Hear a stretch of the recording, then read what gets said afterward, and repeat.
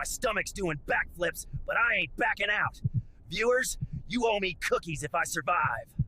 That's my ride? Bro, that thing looks like a lawnmower with wings. Wow, looks safe. Nothing screams, trust us, like duct tape chairs. Not responsible Right? if Bigfoot becomes a Yo, pancake? you walk up into an airline and Yeah, you see duct seems tape fine. holding Where do I chairs sign? together. My Leave. thigh alone weighs more than this suit. Who designed this, toddlers? Nope, not happening. My fur has better aerodynamics anyway. This is a Sasquatch, not a sausage. I can hear you watching and not subscribing. Hit subscribe, or I'll come and smash that button myself. Do I look like Top Gun or a bowling ball? Be honest. Welcome to your ride, the perfect vehicle for a controlled plummet. This plane looks like a flying lawnmower with wings, and I'm about to trust it with 7 feet of premium hair. Bro, looks like he eats turbulence for breakfast. Please tell me you got a license from somewhere better than Craigslist. Oh, cool, we're higher than my data charges. Guess gravity's free though, right?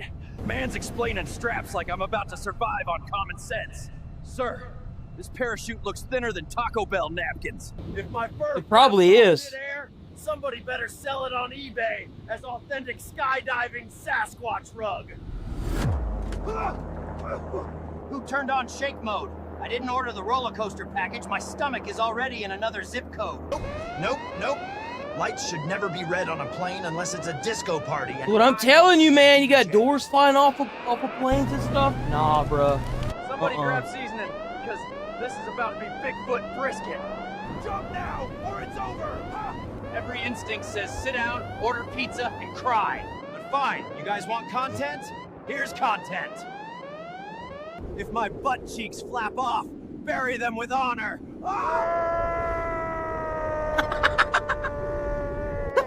My eyelids are trying to leave my skull, and this is not the facelift I signed up for. Why do I feel like a giant hairy chandelier? Somebody cut the lights, I'm dizzy. Hallelujah! The Taco Bell napkin W-worked! Mama Sasquatch, your boy is still airborne.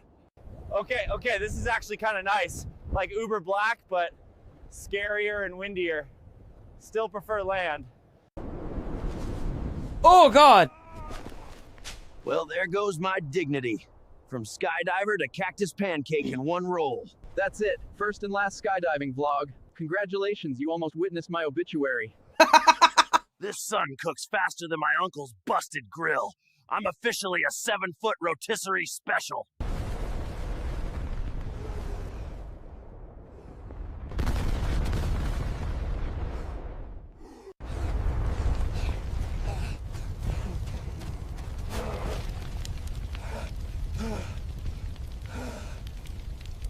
Viewers, this is Death Valley, where dreams go to dry out, and so does my left armpit. My Fitbit's screaming stop, but my brain's screaming water. Spoiler, neither one's winning. Yep, the death buffet's open and I'm the main course.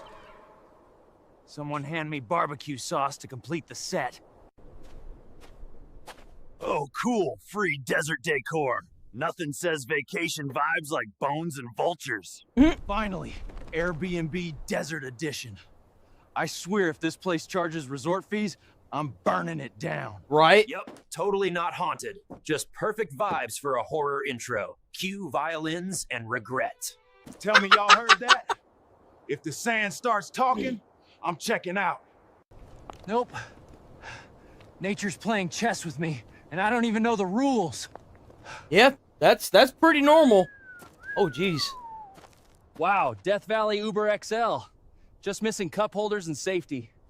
Sunset's beautiful, if you ignore the part where coyotes rehearse their menu options. Okay, now it's pitch black and my shadow's scaring me. This is premium nightmare fuel. You ever been out in the woods when it's dark? Or like anywhere like in nature? It gets pretty spooky. That's There's either noises wolves, everywhere, and it's like quiet and ominous sometimes, and then really loud others. ghosts, or Taco Bell aftermath. None of the three sound comforting.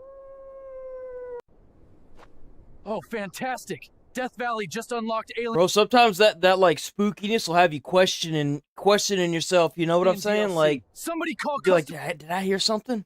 What was that? You get like really paranoid. You start hearing like the twigs cracking in the. Oh, I want a refund! If Blair Witch had a desert cousin, congratulations. I'm starring in it right now. Are those people? Or am I auditioning for the ghost episode of Scooby-Doo? could be both. Every shadow looks like debt collectors. My soul's about to file for bankruptcy. I'm dehydrated. Let's be honest here. With how many people you run into, with how many like evil spirits Bigfoot Vlog has run into, I don't think he has much of a soul left.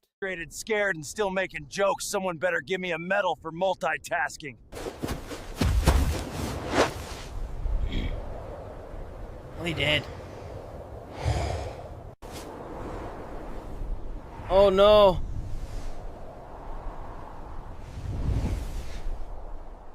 Where am I? Oh no, I'm in Death Valley, Nevada. I'm so thirsty, I feel like my soul is leaving my body. Oh. Hello? Amazon delivery? Yeah, I ordered water and not death. No way. This thing looks older than my grandma cable box. Please Jesus. still work. Hello? Oh. Rescue? Pizza guy? Anybody with AC and snacks? Anyone with Bigfoot. AC and snacks. Coordinates. Hot, scared, and stupid. Send help.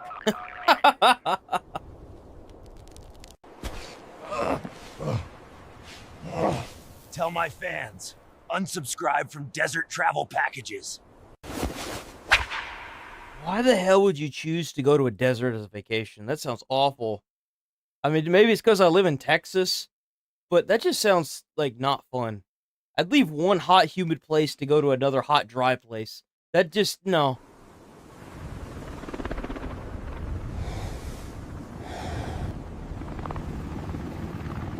Hey, they got him! Flying Uber finally showed up.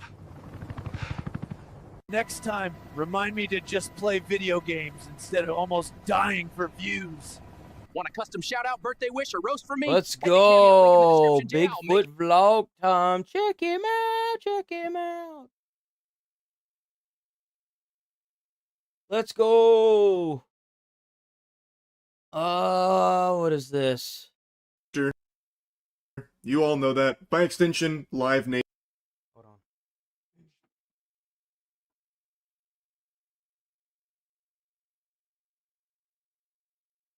Me and my squad leader on this mountain, pitch black. I was only following him for a sec. Then they opened fire on us. It was a training session. That's insane. I bet that spooked you out real hard.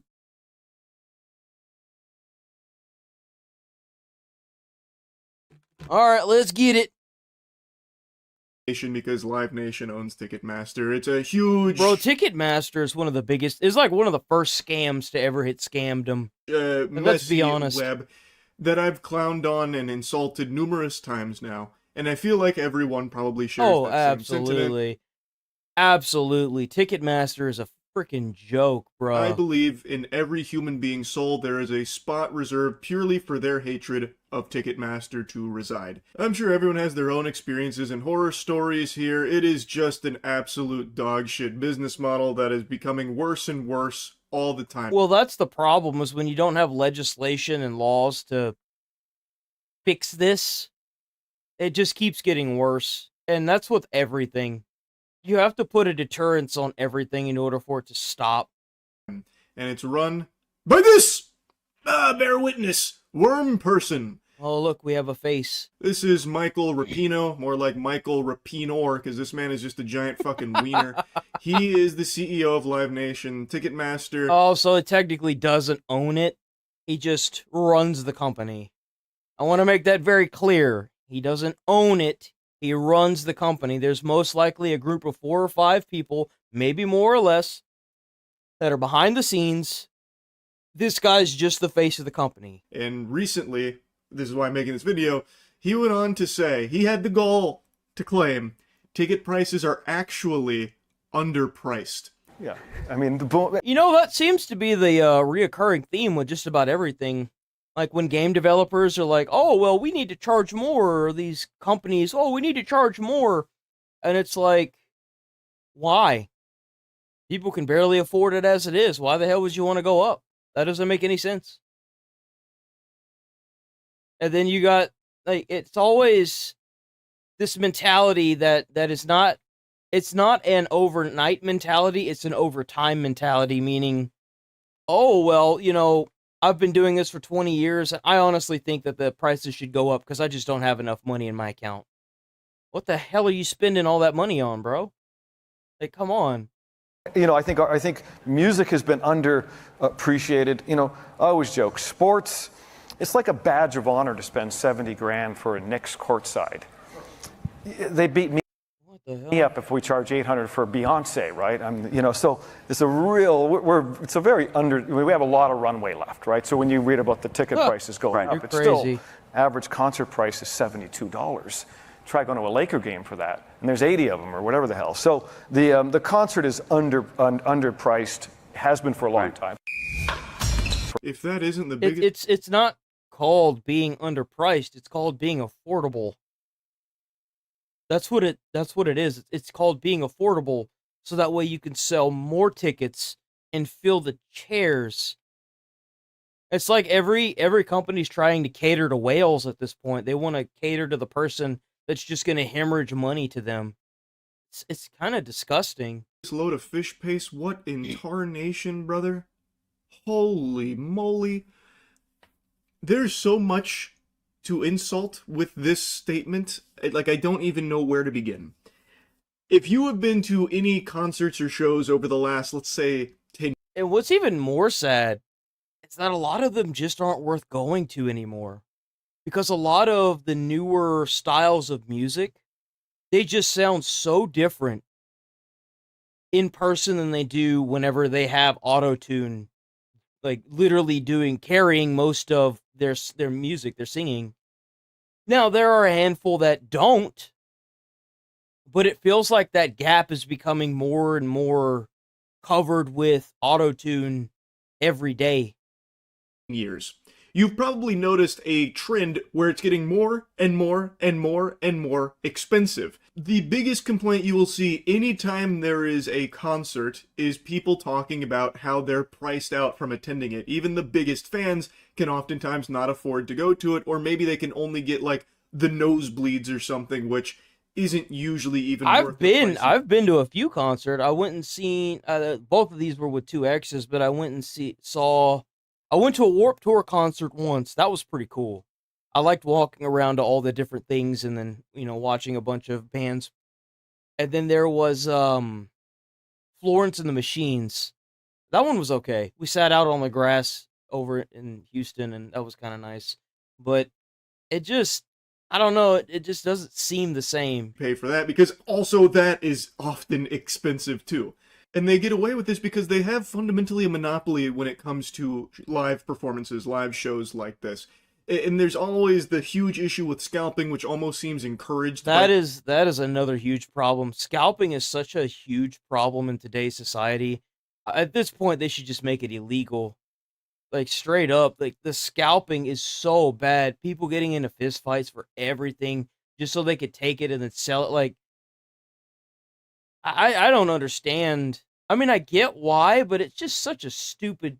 It's so scummy. Ticketmaster, at least historically it used to. I don't know if it's as bad as it once was. I haven't noticed it to the degree I did a few years ago, so maybe they... It has gotten better. Even with, like, Pokemon cards and a bunch of Magic cards, it has gotten better, sure. But I feel like it's just a Band-Aid. They'll find new ways. Started to fucking put the nipple clamps on it and twist to try and stop that a bit. But since they do still have this monopoly, they still have, of course, like, fees and also just an exorbitant price tag on attending these shows because they can. You don't have like an alternative to get the tickets or See, what anything. else does this goop Do have to not say? get good value even when you do spend a lot of money going to these concerts because No. everything is so fucking expensive. It is. Well, like, and then they want to. Again, it can be circled back to the gaming industry. How the gaming developers are like, well, we should start charging more. But here's the thing, is that you're getting less value for your money than you did 30 years ago. Because the games that were being released 30 years ago, you didn't have a massive group of people that were what is essentially burned out from seeing the same copy and paste, but you also didn't have a bunch of developers that were using copy and paste. You had a bunch of developers that were trying to make games that they wanted to play because they wanted to enjoy something that would be fun. You didn't have this huge, big business mentality of, let's see how much money we can shovel into the mouths of the corporate box office today. It's like a whole different, it's like a warped sense of mentality. So I think his take on this is complete trash. Complete trash. But he does say something during this event that Like the value that you get for your dollar is just, it's so much different now than it was back then. Like I remember my mom used to get like $300 in food stamps, and you would be able to fill up like 2 carts of groceries and still have money left over. And now like $200 is like maybe 50 items if you're lucky. If you're lucky. I think is an important thing to mention in regards to how important shows are to the artists. Well, the live show is, become, the artist is going to make 98% of their money from the show. And this guy's not even considering like the crowd of people that have to go in there. It's sweaty, it's hot. Sometimes it's indoors, sometimes it's outdoors. And you got to deal with like a whole bunch of people pushing, shoving, and all the damn noise. Like, of course, then again, that might just Record be label, me. all the other ways they made money is irrelevant now. The show is where they're making their money. Now, in this section, he is actually correct. He did pin the tail on the donkey here. Record labels take the lion's share of what an artist makes, or what a band, group, whatever makes. I have heard... You don't have to do that anymore. You can do the same thing on YouTube. You can do literally the exact same thing on YouTube. Like, for example, Kai Cenat over the weekend, he had... Oh, God, what is their name? Oh, man, they did a bunch of covers for the Transformers movies. Oh, my God, Linkin Park. So, apparently Linkin Park is back together. I didn't know that, but they did some songs on his stream over the weekend, like the actual band, and apparently it did really well. Some, what I believe to be, or should be, criminal contracts in the record industry, where they will take sometimes like 90% of like streaming revenue, record sales, merch sales, that kind of thing, and thus the band needs to survive off just tours alone because that's where they make their actual money. The record label makes the rest through them on other things. They only see like a small percentage of it. It's fucking terrible. The music industry itself is so unbelievably corrupt. Ticketmaster... I mean, look at the movie industry too. Like, you see that Diddy's pretty much getting off with all the stuff he did. Did he do it or did he not? You know what I'm saying? Like, it seems like the foundations of everything are built on such slimy people that, I don't know, when you pull back the curtain, you just want to put the curtain right back over it. So it's no surprise to me that this moron thinks that people should be paying more money for less. Just a small component of that. But he is right. The actual shows, that is the most important part to the money that an artist brings in, which I believe is also contributing to the increase in ticket prices. Not always solely Ticketmaster, but there are cases where groups or artists have knowingly increased their prices as well, and like even agreed to like the surge pricing type shit, the like dynamic pricing model. I'm gonna pause it right here. I don't really think we need to see much more of this. I got one thing to say to that, and it's not malicious. He thinks that because this is like the main revenue merger was. So like, the big problem that I can see with this is until they have laws that prohibit how much you can charge somebody for something, which I don't think we're ever going to see. We'll see the entire internet get online ID before we see laws that protect consumers in the US. That's just an unfortunate fact. And there's a good chance that if online ID is successful enough and it censors the internet enough, we may never see we may never see consumer protection laws hit the US. Because I mean, the road to hell is paved on good intentions. It starts with, well, we've got to censor the internet because of the kids. Okay, well, great. Now that we've censored the internet, there's no longer kids on it. Let's go ahead and censor certain words, keywords, phrases, and that way we can, shut those people down and continue to grow our businesses. And there you go, But what I'm trying to say is these companies, they don't typically just go to for example, Ticketmaster, they won't just go to a singer and be like, hey, why don't you charge more, and then that way you'll cover your surge costs. And surge costs are kind of like inflation. You know what I'm saying? It's that thing that rich people like to say is the reason why everything's costing more. But if you're getting a product and you're going out of your way to get a product made cheaper and brought into the US at a cheaper value in bulk quantities because they're at a discount, why is it, now keep this in mind, why is it that inflation exists if everything you're doing is cheaper? You're building houses cheaper, you're getting products to doors cheaper, but somehow, not only is it not going down, it's increasing in value for the consumer. You don't find that as a big red flag right there? Odd, isn't it? And you're barely paying your your employees enough to live on. You see the big problem there? There's no end to it until there are laws that protect consumers, and I just don't see it happening. I just don't. Let's see.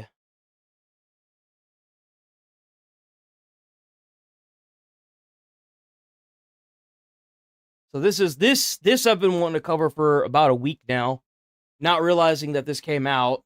Check out Shoe on Your Head. Please don't strike my video, please. This is about Kirk.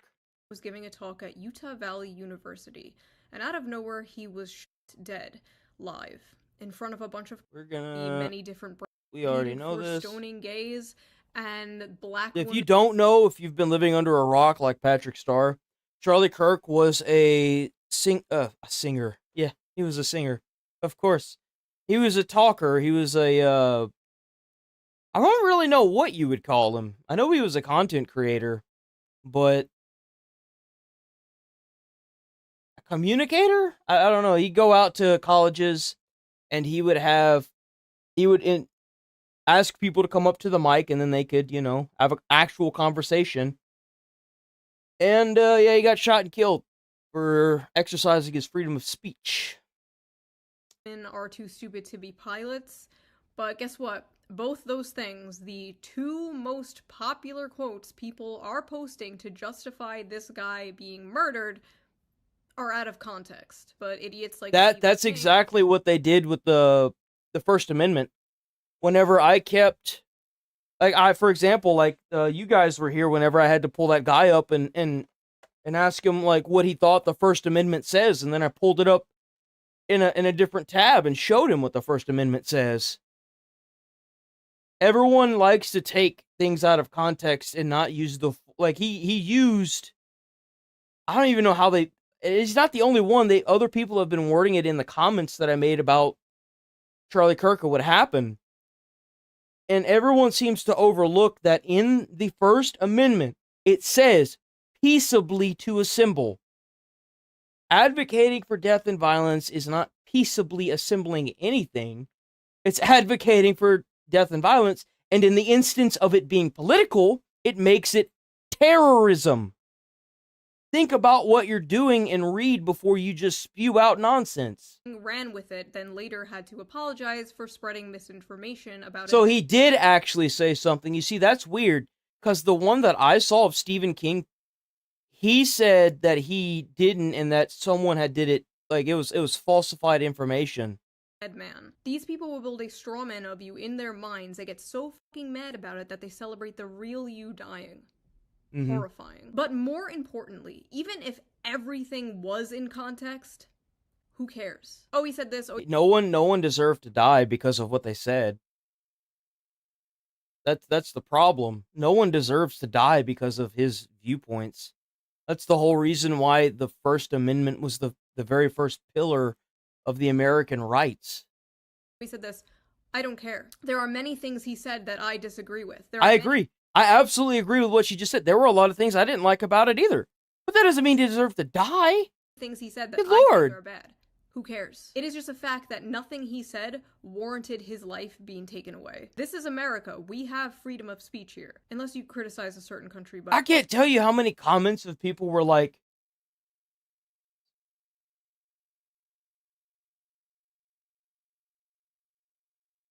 what do you mean, Allie? What do you mean, what is this with dying? What do you mean? I don't know, what? Charlie Kirk, the death of Charlie Kirk? He was assassinated on the stage?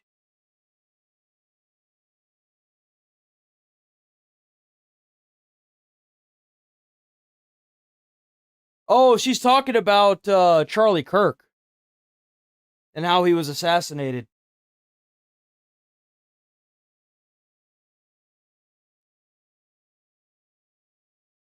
I haven't got that far into the video. She's still trying to cover the very beginning segments of it.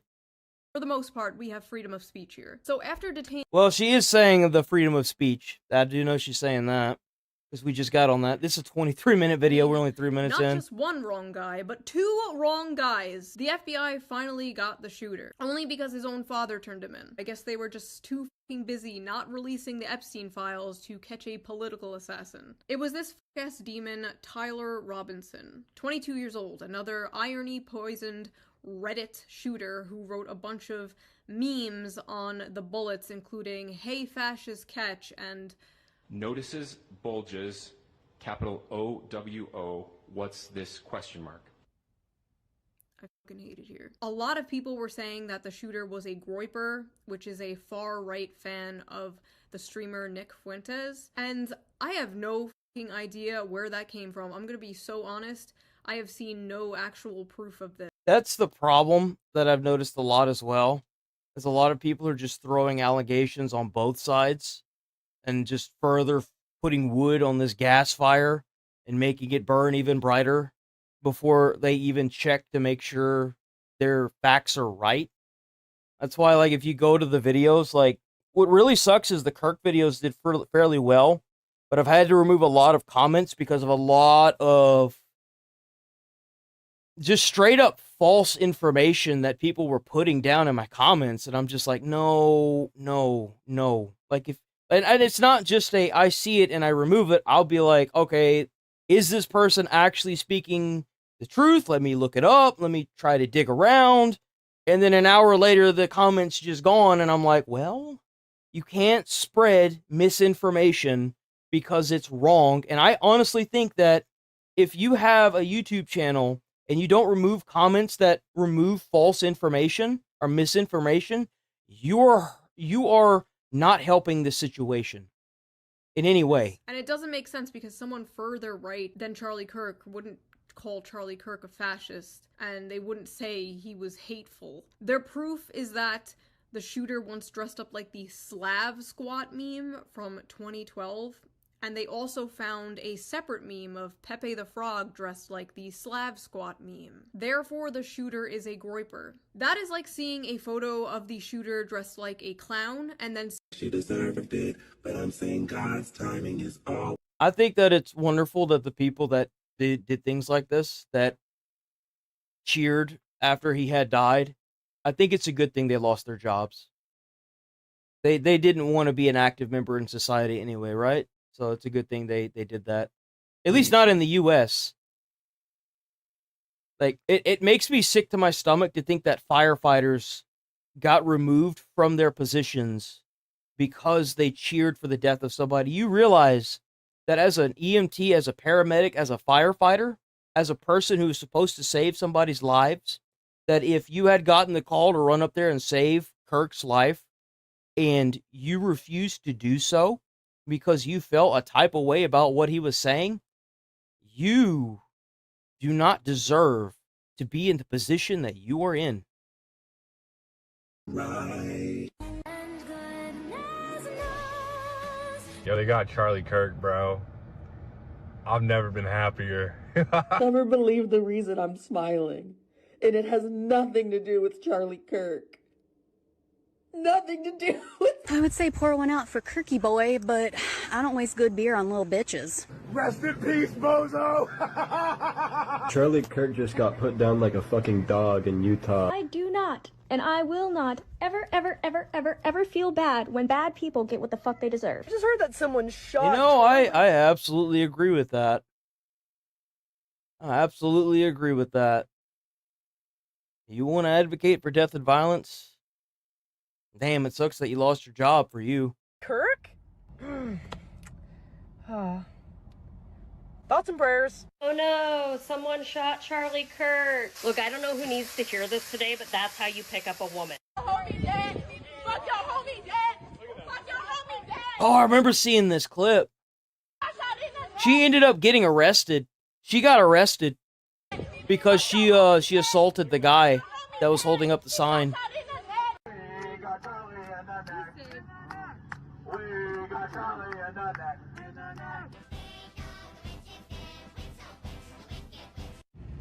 I heard someone got shot today. I had a tummy ache this morning.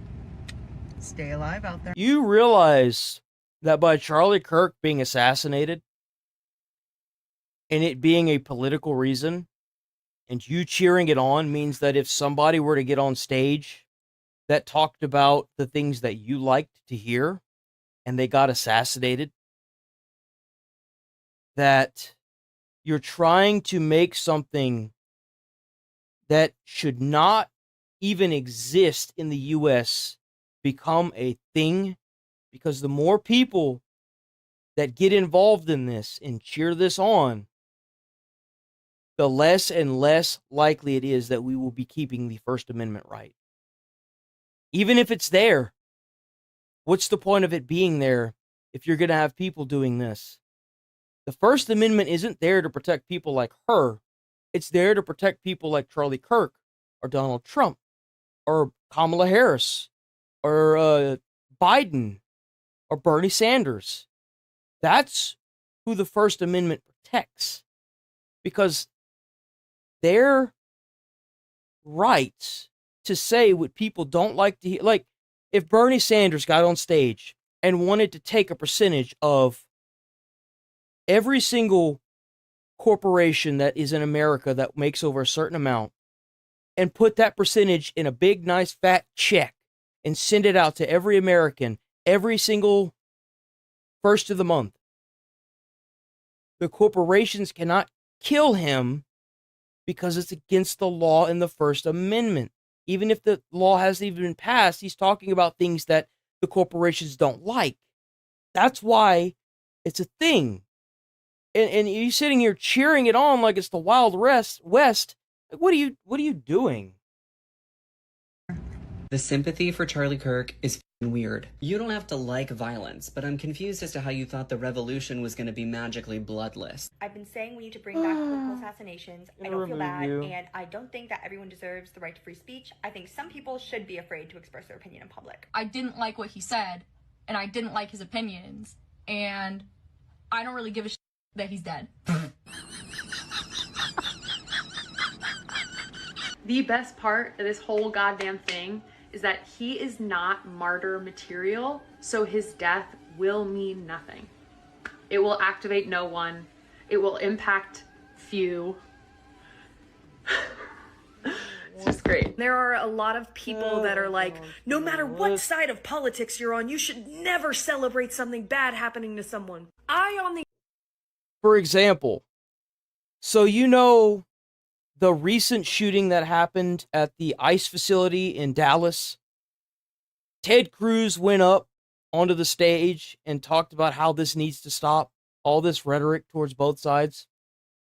It stops because people stop using these calls to violence, this misinformation, because like the calls to violence is what starts the spread of this misinformation just to justify the reason for these people die. Like, it could have been anybody on the stage, and it could have been anybody. Could have been anybody on the stage that got shot.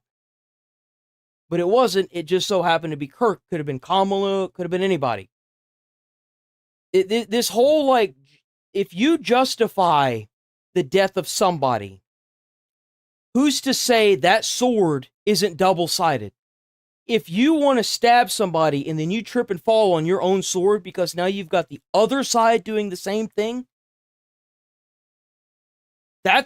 you can't have, that's total anarchy.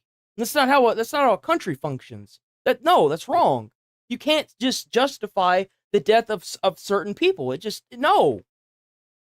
Because who's to say it's not going to happen to you? It's like if you start robbing from rich people and you want to make a law that says that you can't be arrested because you want to rob from rich people. Well, who's to say someone's not going to make a law that says that it's okay for them to rob from you? Anyone can justify anything, but there are laws in place to make sure that the people who actually do wrong go to jail. It just, I don't understand how you can justify this. This needs to stop being allowed. Freedom of speech is freedom of speech, but to say and celebrate it on social media is wrong. And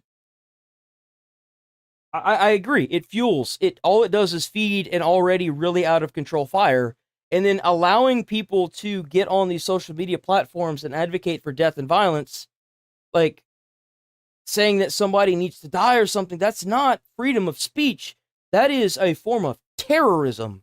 That is that's politically charged, incredibly high motivated calls to violence. Which, by the way, if you're unaware, it's terrorism. It doesn't matter what side it's coming. I don't give a shit about whose side what anybody's on. I'm not on either. I think they're both clowns. They're both a joke. Both the candidates that we had to choose from were a joke. That's why I never chose. Because I'm tired of playing a game that everyone's rigged to lose at. But that doesn't mean someone deserved to die. On the other hand, do cheer. It's going to keep happening to either. Luigi wasn't politically charged. Luigi was not politically charged.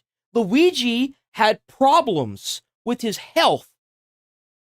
I agreed with everything Luigi was saying, but that does not give you the right to kill somebody. It does not.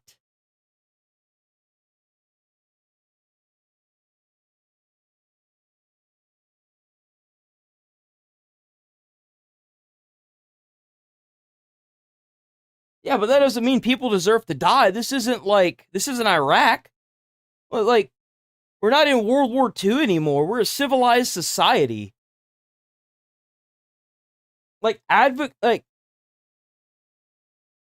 Trying to say that killing somebody is normal is absolutely absurd and disgusting. It's immoral. It makes, there's no logic there. There's no actual sense of self-preservation because somebody can justify it to do it to you. It's not.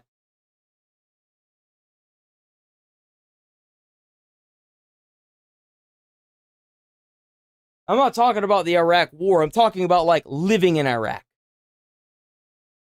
Fine. Here's a better example. It's not the Wild West anymore. The Wild West is it never worked.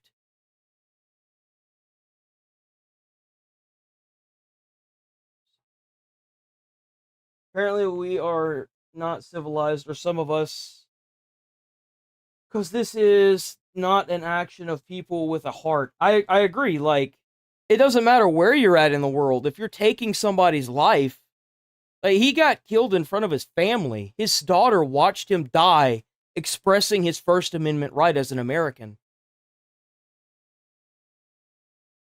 Like, Here when bad things happen to bad people. Charlie Kirk just got shot.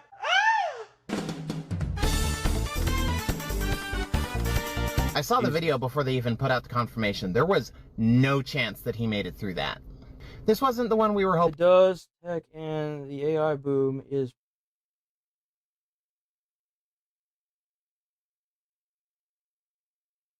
It doesn't matter what is doing what. We are built on democracy. What does every democracy require? It requires you to come to the table and talk about what you want. You know what a dictatorship is? Look at what Vladimir Putin does to his oh my God, to the media. Look at what he does to the media. He makes the news people that make the papers and stuff, they disappear. He sends them to rehabilitation camps where they later die. Look at what happens to his political opponents. He makes them disappear. This isn't a dictatorship, brother. This is a democracy. And the very pillars that make our democracy are being torn apart by the advocation of violence on the internet. You cannot do this. It's wrong.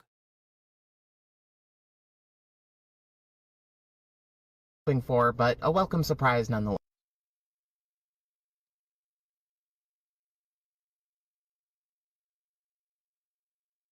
It seems like you're kind of in between. I'm not really sure.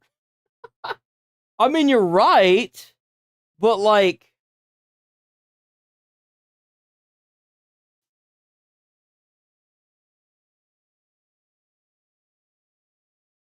yeah, it's the same thing with North Korea. You're right, Nigel. It is the same thing with... If you're wondering who the hell else... So, like, I've got two streams on my channel right now. I've got the shorts, like the vertical, like, whatever the hell stream. And then I've got the normal stream, and I've got, like, two chats, and then I've got Kick and Twitch, but neither one of those are doing anything, so... Like, I've got two different conversations going on right now that you guys don't see each other, and it's kind of funny. But, like, I got Matthew on one side, and then I got Nigel on the other, and you guys are like... Matthew's getting kind of like in between. He was more like...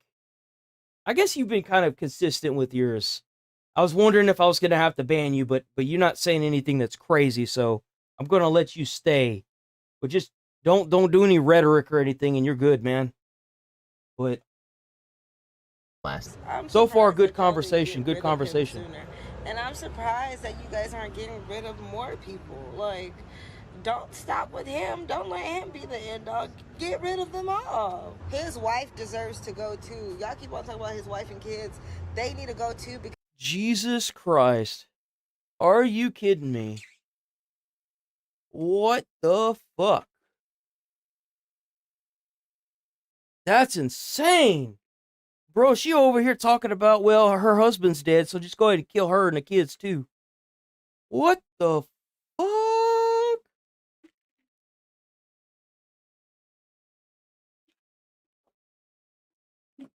Man, oh man.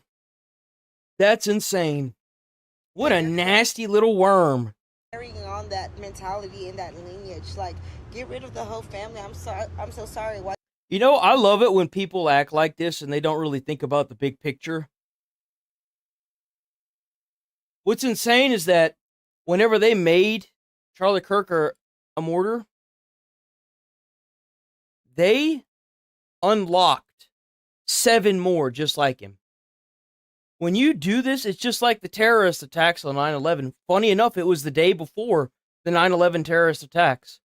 You see the American spirit glow ever brighter whenever you advocate for this kind of stuff.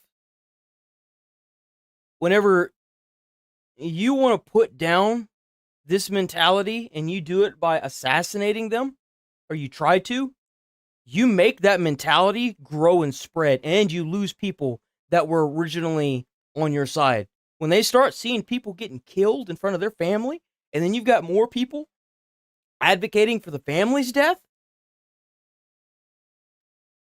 come on now.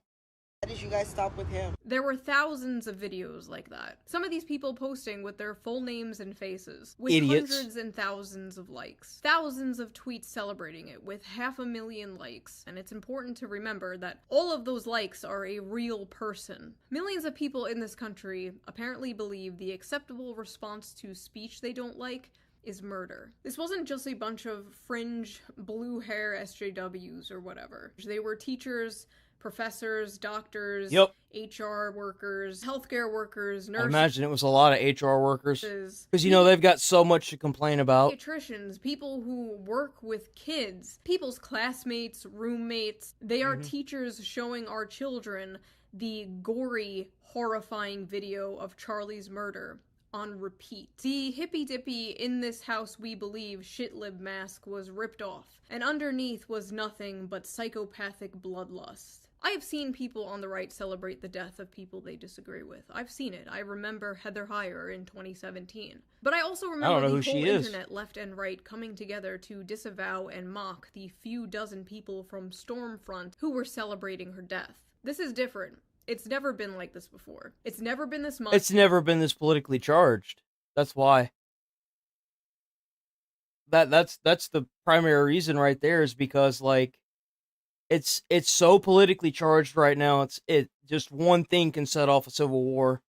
It's never been this brazen. Normal people have to log into like an alternate Twitter account, where they can post their more unorthodox opinion. And you know why that is because they think that they're going to be on the right side of history. Oh, welcome back, blank page.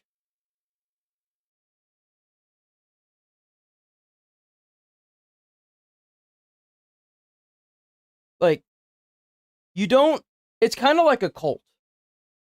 When you start following them, it's all fine up until the punch gets passed around with the poison in it, you know?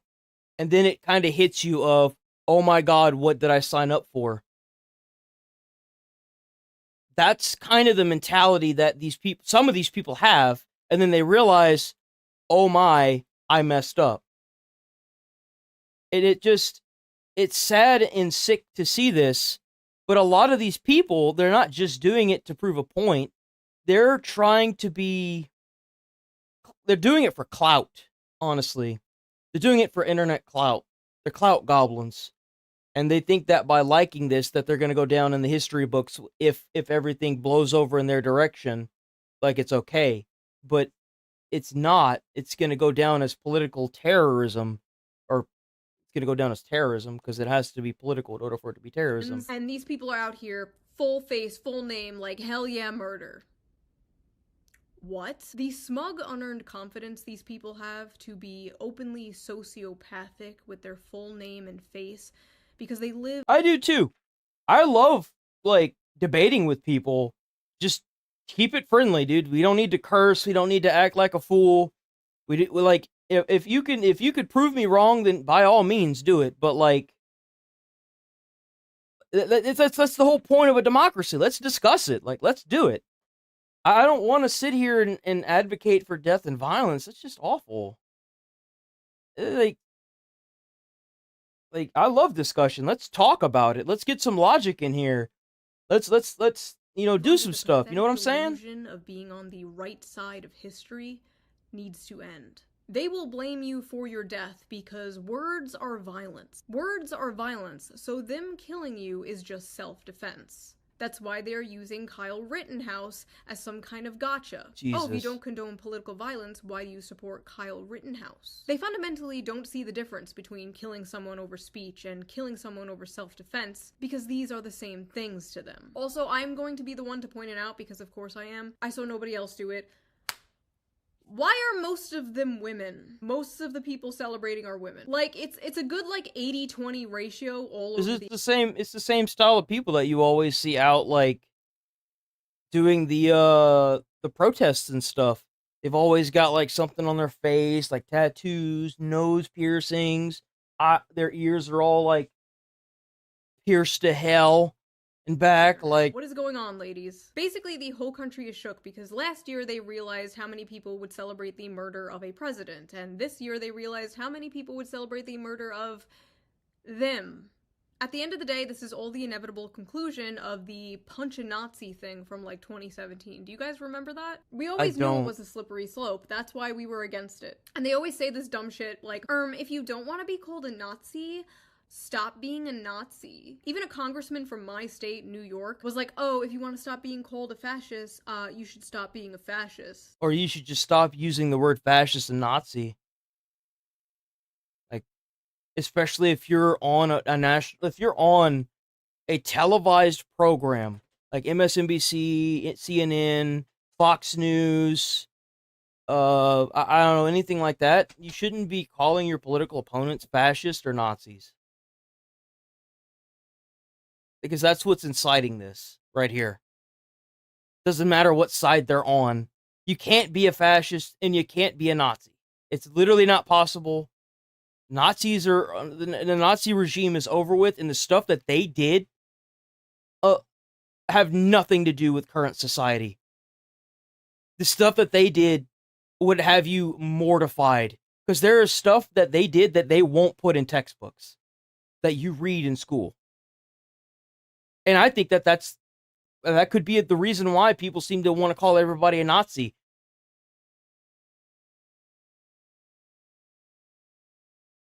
But they're not. They're not fascist and Nazis. You can't act like somebody who you know who acts like a Nazi? People that are advocating for the death of Kirk. You know why that is? Because whenever you want to sit here and you want to say, well, I'm happy he's dead, think about what the Nazis did. Think about what the Nazis did to the millions of Jews. Think about how they put them in gas chambers. They would take their rings off and put it in a big pile of rings. There were mounds of wedding rings that were melted down to fund their war cause while their fucking owners were being gassed in a chamber. Who in that scenario is the real Nazi? Like, that doesn't even make any sense, and I'm just going to remove your comment because you're stupid.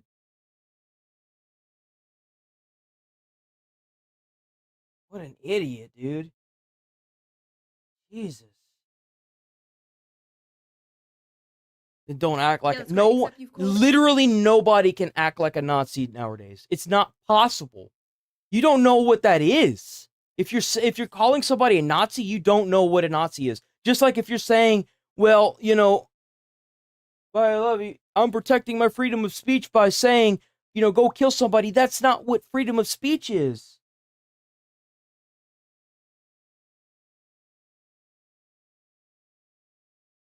Everyone and their mother a fascist and a Nazi for the past like 15 years. And I see a lot of progressives in my audience like, shoo, you're not like Charlie Kirk. You're not a fascist. Here are all the things I have been called Nazi, fascist, reactionary for over the last few years. Would you like to see? I have been making this list since 2023. Let's go. Let's just read this together real quick. Mocking/criticizing pop feminism. Believing adults can do whatever they want. Being pro-free speech. Being liberal. Talking to people I Called not racist or reactionary over. I disagree with. Being friends with people I disagree with. There's so much going on. It's not even, there's so much going on with, because that's really what they use these platforms for, like MSNBC, CNN, Fox, like, it's all divisive and it's used to politically charge anything. It like, anything, dude. People on Twitter I disagree with. Supporting Bernie Sanders. That one came from the right. Being registered independent. Like, for example, they had a guy that was talking on Fox, and he tried to politically charge Luigi's, Luigi Mandalone into something he wasn't. He didn't do it for political reasons. He did it. He killed the CEO of a company because he couldn't get the medical help he needed. Do I think that I understand where he got the idea from, but it all ends once you go out and kill somebody. You can feel any type of way you want, but when you advocate for death and violence, you don't just hurt the people that are dead, that, you know, like, because he's dead, he killed the CEO. You hurt the future of the nation, because the more rich people you go out and hurt or kill, especially if you try to politically charge it, the more rights are going to be taken away from Americans. You're crying that we don't have freedom of speech because you can't advocate for death and violence on a platform, but let's see how much you cry when not only do they take it away, but you have the FBI knocking on your door and arresting you for saying you want to kill and hurt somebody because of a new law or amendment that was either put in or taken out. Criticizing Joe Biden, criticizing the Democratic Party, not being attracted to feminine men. I agree. If you take a life that is free, you no longer have a life.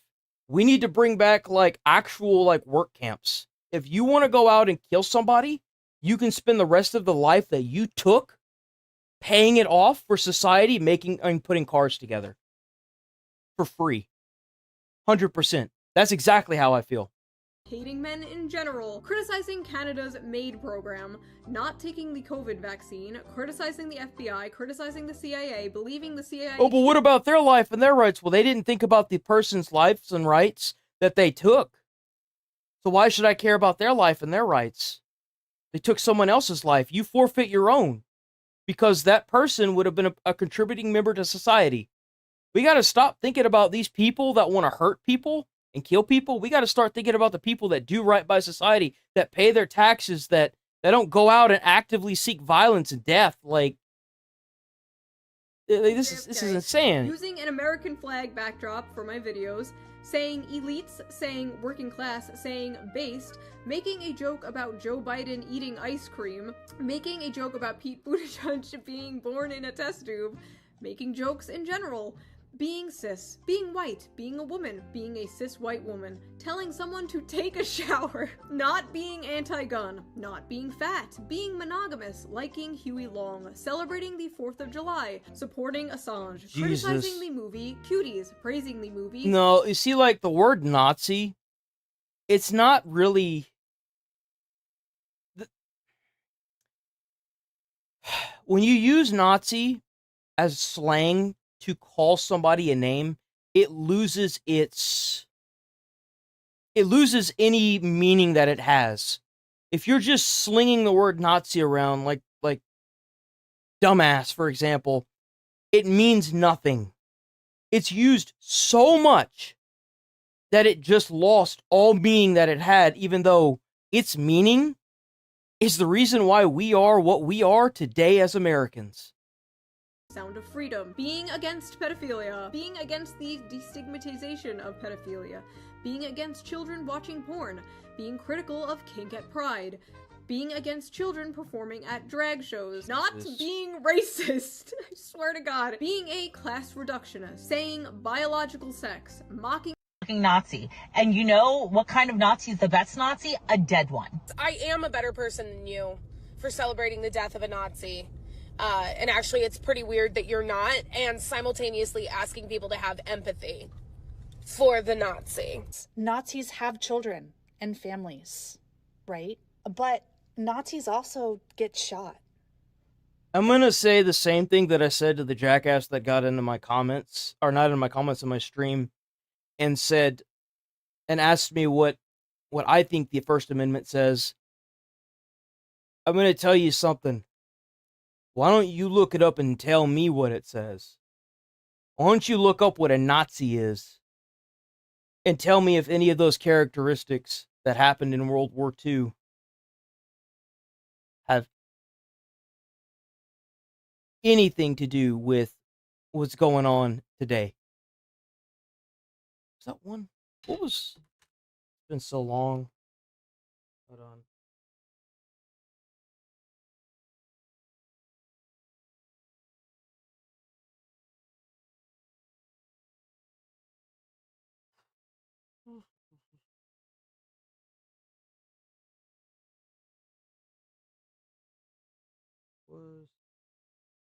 It couldn't have been that long ago.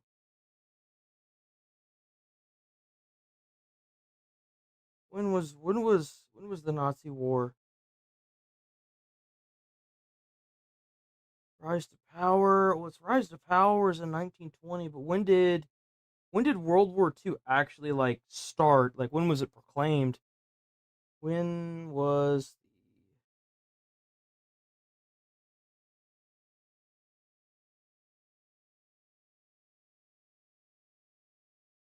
There's a date for that, yeah. So 1939. Yeah, that's far enough away. That's what, 2 generation of people? Easily? It makes sense why they're using that word the way they're using it. Especially with the textbooks being as censored as they are. Like, if you look up, if you, actually, better yet, you want to actually, like, experience something, go to, like, the museum. There's actually a museum where you can go and see that kind of stuff. It, like, you have people that actually sit down and talk with you and stuff at the museum that were part of World War, like, part of the concentration camps that the Nazis had in the scorched earth that they put forward during the end of World War II.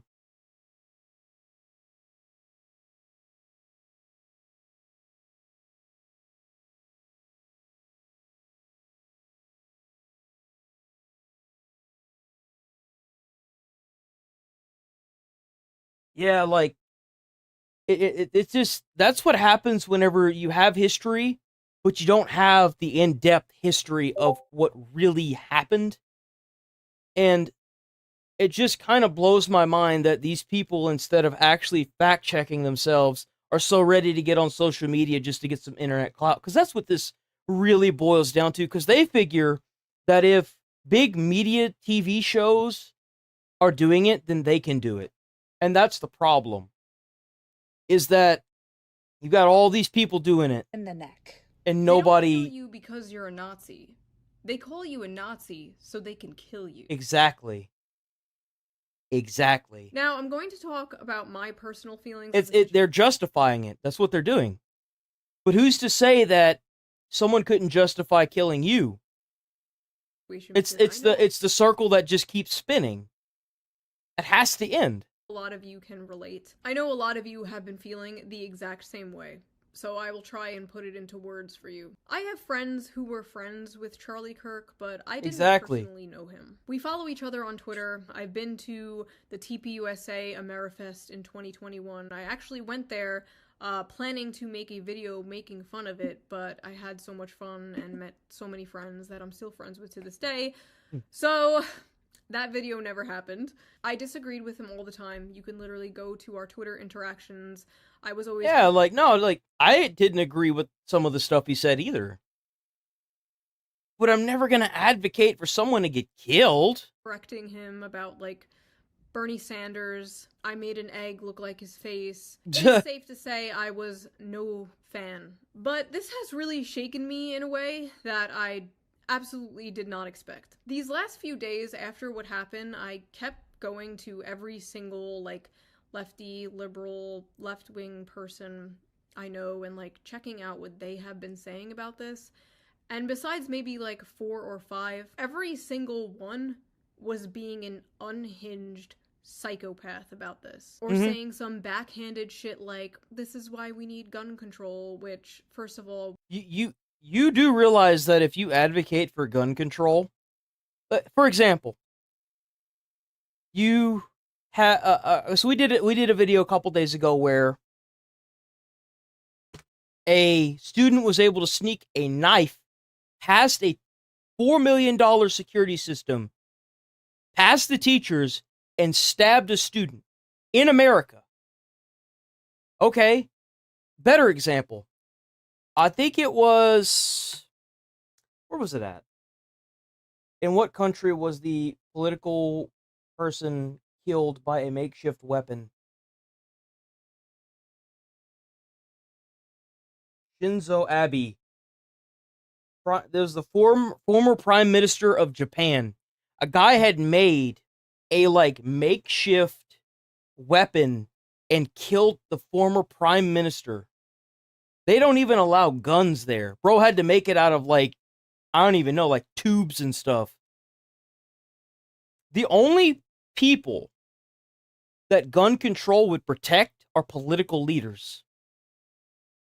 Them advocating against gun control is good. Because if they take your guns and they decide that they're going to use the military to enforce their laws like a dictatorship, guess what?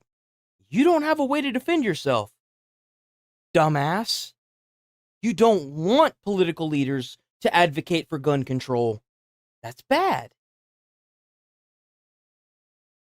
How's it going, AI video maker? We were just watching a whole bunch of people celebrate killing someone over political differences. You are never taking our guns now. That is not happening. I felt like I was in the middle of the ocean. I was trying to like grasp onto a flotation device, checking all of these accounts for their take, like, be normal, be normal. Nothing. Nobody. I'm just drowning in a sea of evil, apparently. Maybe I was just blind up until now. Maybe they changed. Maybe I changed. Is everyone going crazy or am I going crazy? I don't know. Because you notice that the backlash for the death of Charlie Kirk was the people advocating for death cheering, and the people on the other side, I guess you could say the Republicans or whatever the fuck, they went to like stadiums and they prayed and they didn't advocate for death.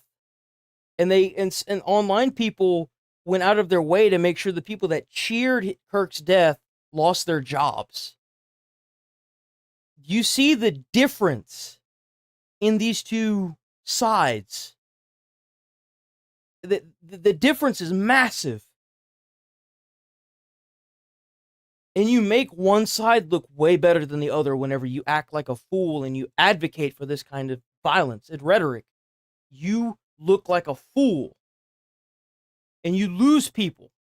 It is clear how they reacted to this is how they would react to me, my family, my friends. Exactly. You, my family. Exactly. And that's why people were losing their jobs. Because it could be anybody up on that stage. That's what you don't understand. What if it was the other side saying this? And then, I don't know, freaking Joe Biden got capped. I don't fucking know. And he's dead and he's died in front of his family. I'd be like, oh, this ain't right at all. It's like, I don't care which side did it. The thing is you can't do this. There can't be a country where you can advocate for death and violence. Your friends that have ever stepped out of line from the nebulous, ever-changing definition of progressive. These are people I thought were level-headed. They were left-wing, but you know, like, they were one of the good ones. Like, you can joke with them, you know, they weren't those, like, woke SJWs. Like, they were cool, we can disagree and still be friends. You know. Your friend wouldn't celebrate you being murdered, of course. But if they would celebrate an exact clone of you that wasn't you, that had all the same opinions, or some of the opinions that you have. No, I don't do animations. Being Ever since I got a copyright strike for looking at an animation, I don't do animations anymore. Oh shit. Give me a second.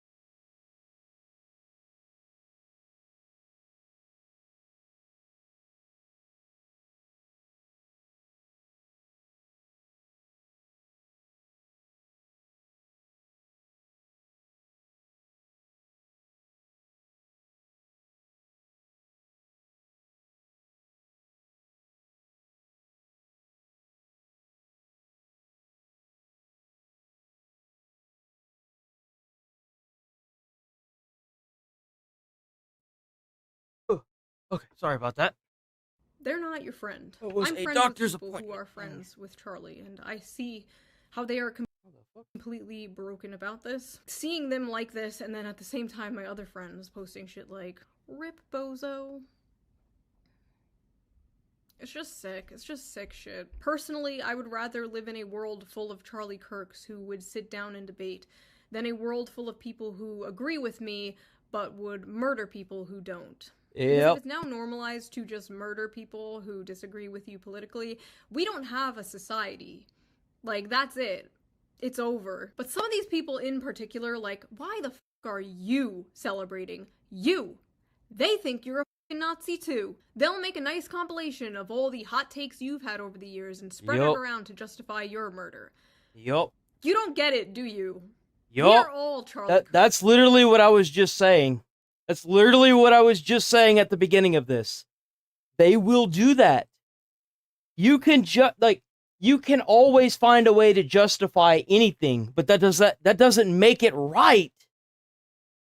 I have been doing this for 11 years. I have been harassed, doxxed, threatened, whatever, you name it, for 11 years by the left. And it hasn't moved me an inch because that's not how politics works. That's lunch table politics. I've talked about this before. People on your side being mean to you doesn't mean you overnight change your opinions on, like, healthcare. It doesn't work that way. I still have all my economic left opinions. I'm for strong social safety nets, workers' rights, unions, wealth caps, whatever. That has not changed. This is not me leaving the left because, frankly, I don't even know how to do that. This is me and many, many people looking around us at our so-called allies and realizing that even though we might share some, like, political opinions, we fundamentally do not have the same values or morals. And are we really allies if we agree on, like, taxes, but don't agree on the sanctity of human life?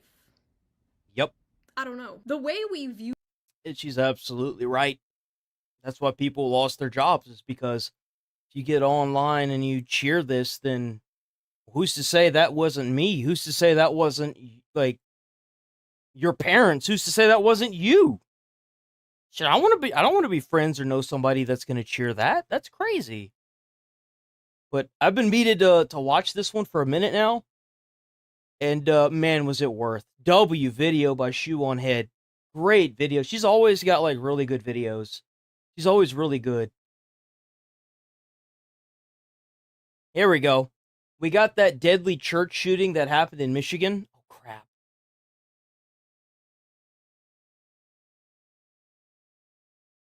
I wanted to... Damn it. Hold on.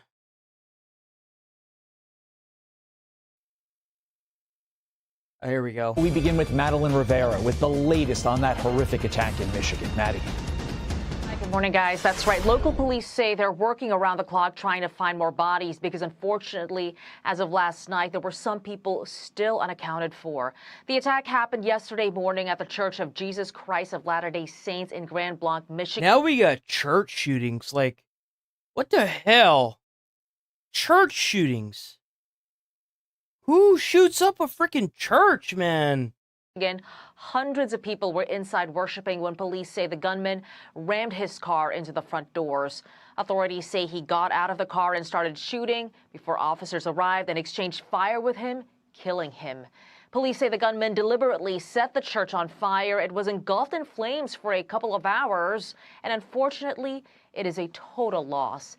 In addition to the shooting and fire, Michigan State Police say authorities were handling reports of bomb threats in the area after the incident. I can confirm at this time that the FBI is now leading the investigation and is investigating this as an act of targeted violence. That's the second church. That's the second church, boys. Look here. I don't even like religion like that. I don't like I don't know what's on the other side, and if you're alive, you don't know either. I'm not a big fan of what the churches did back in the day with the Crusades. It's just another reason to kill people and tell people what they can and can't do. I'm not a left or a right-leaning person, but what the hell are we 911 doing? calls about bomb threats or what are we doing? Indications that there was a bomb at a different location. Some of them were churches, and we've responded and cleared those locations. I'd also like to acknowledge the heroism of not only the first responders, but the people. Thank God that they had police in that church. People who were inside that church at the time. Like, used to, like, when you would have school shootings, right? You just have somebody that would roll up into the school and then, like, you know, unfortunately take people's lives because they were in some form either bullied or they were sick. But now you've got this advocation that is giving people the, I don't even know anymore. It's just the justification and the mental gymnastics these people have to do this. Oh, well, welcome, Wade F.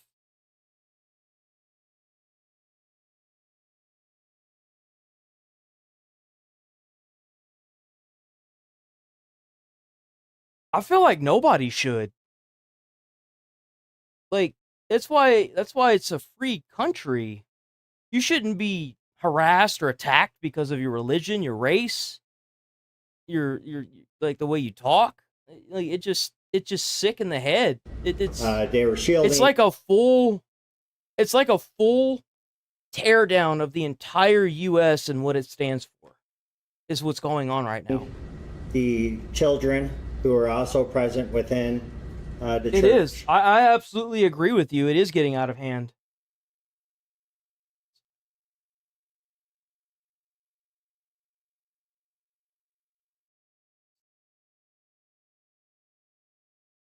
I think that they just need to start passing more laws that prohibit certain rhetoric and speech for big media. They do. They need to start making it to where you can't advocate for death or violence in fear of persecution. It's sad that the First Amendment clearly states peaceably to assemble, but they're going to have to start pushing laws that are going to prohibit certain types of violent talks on these shows.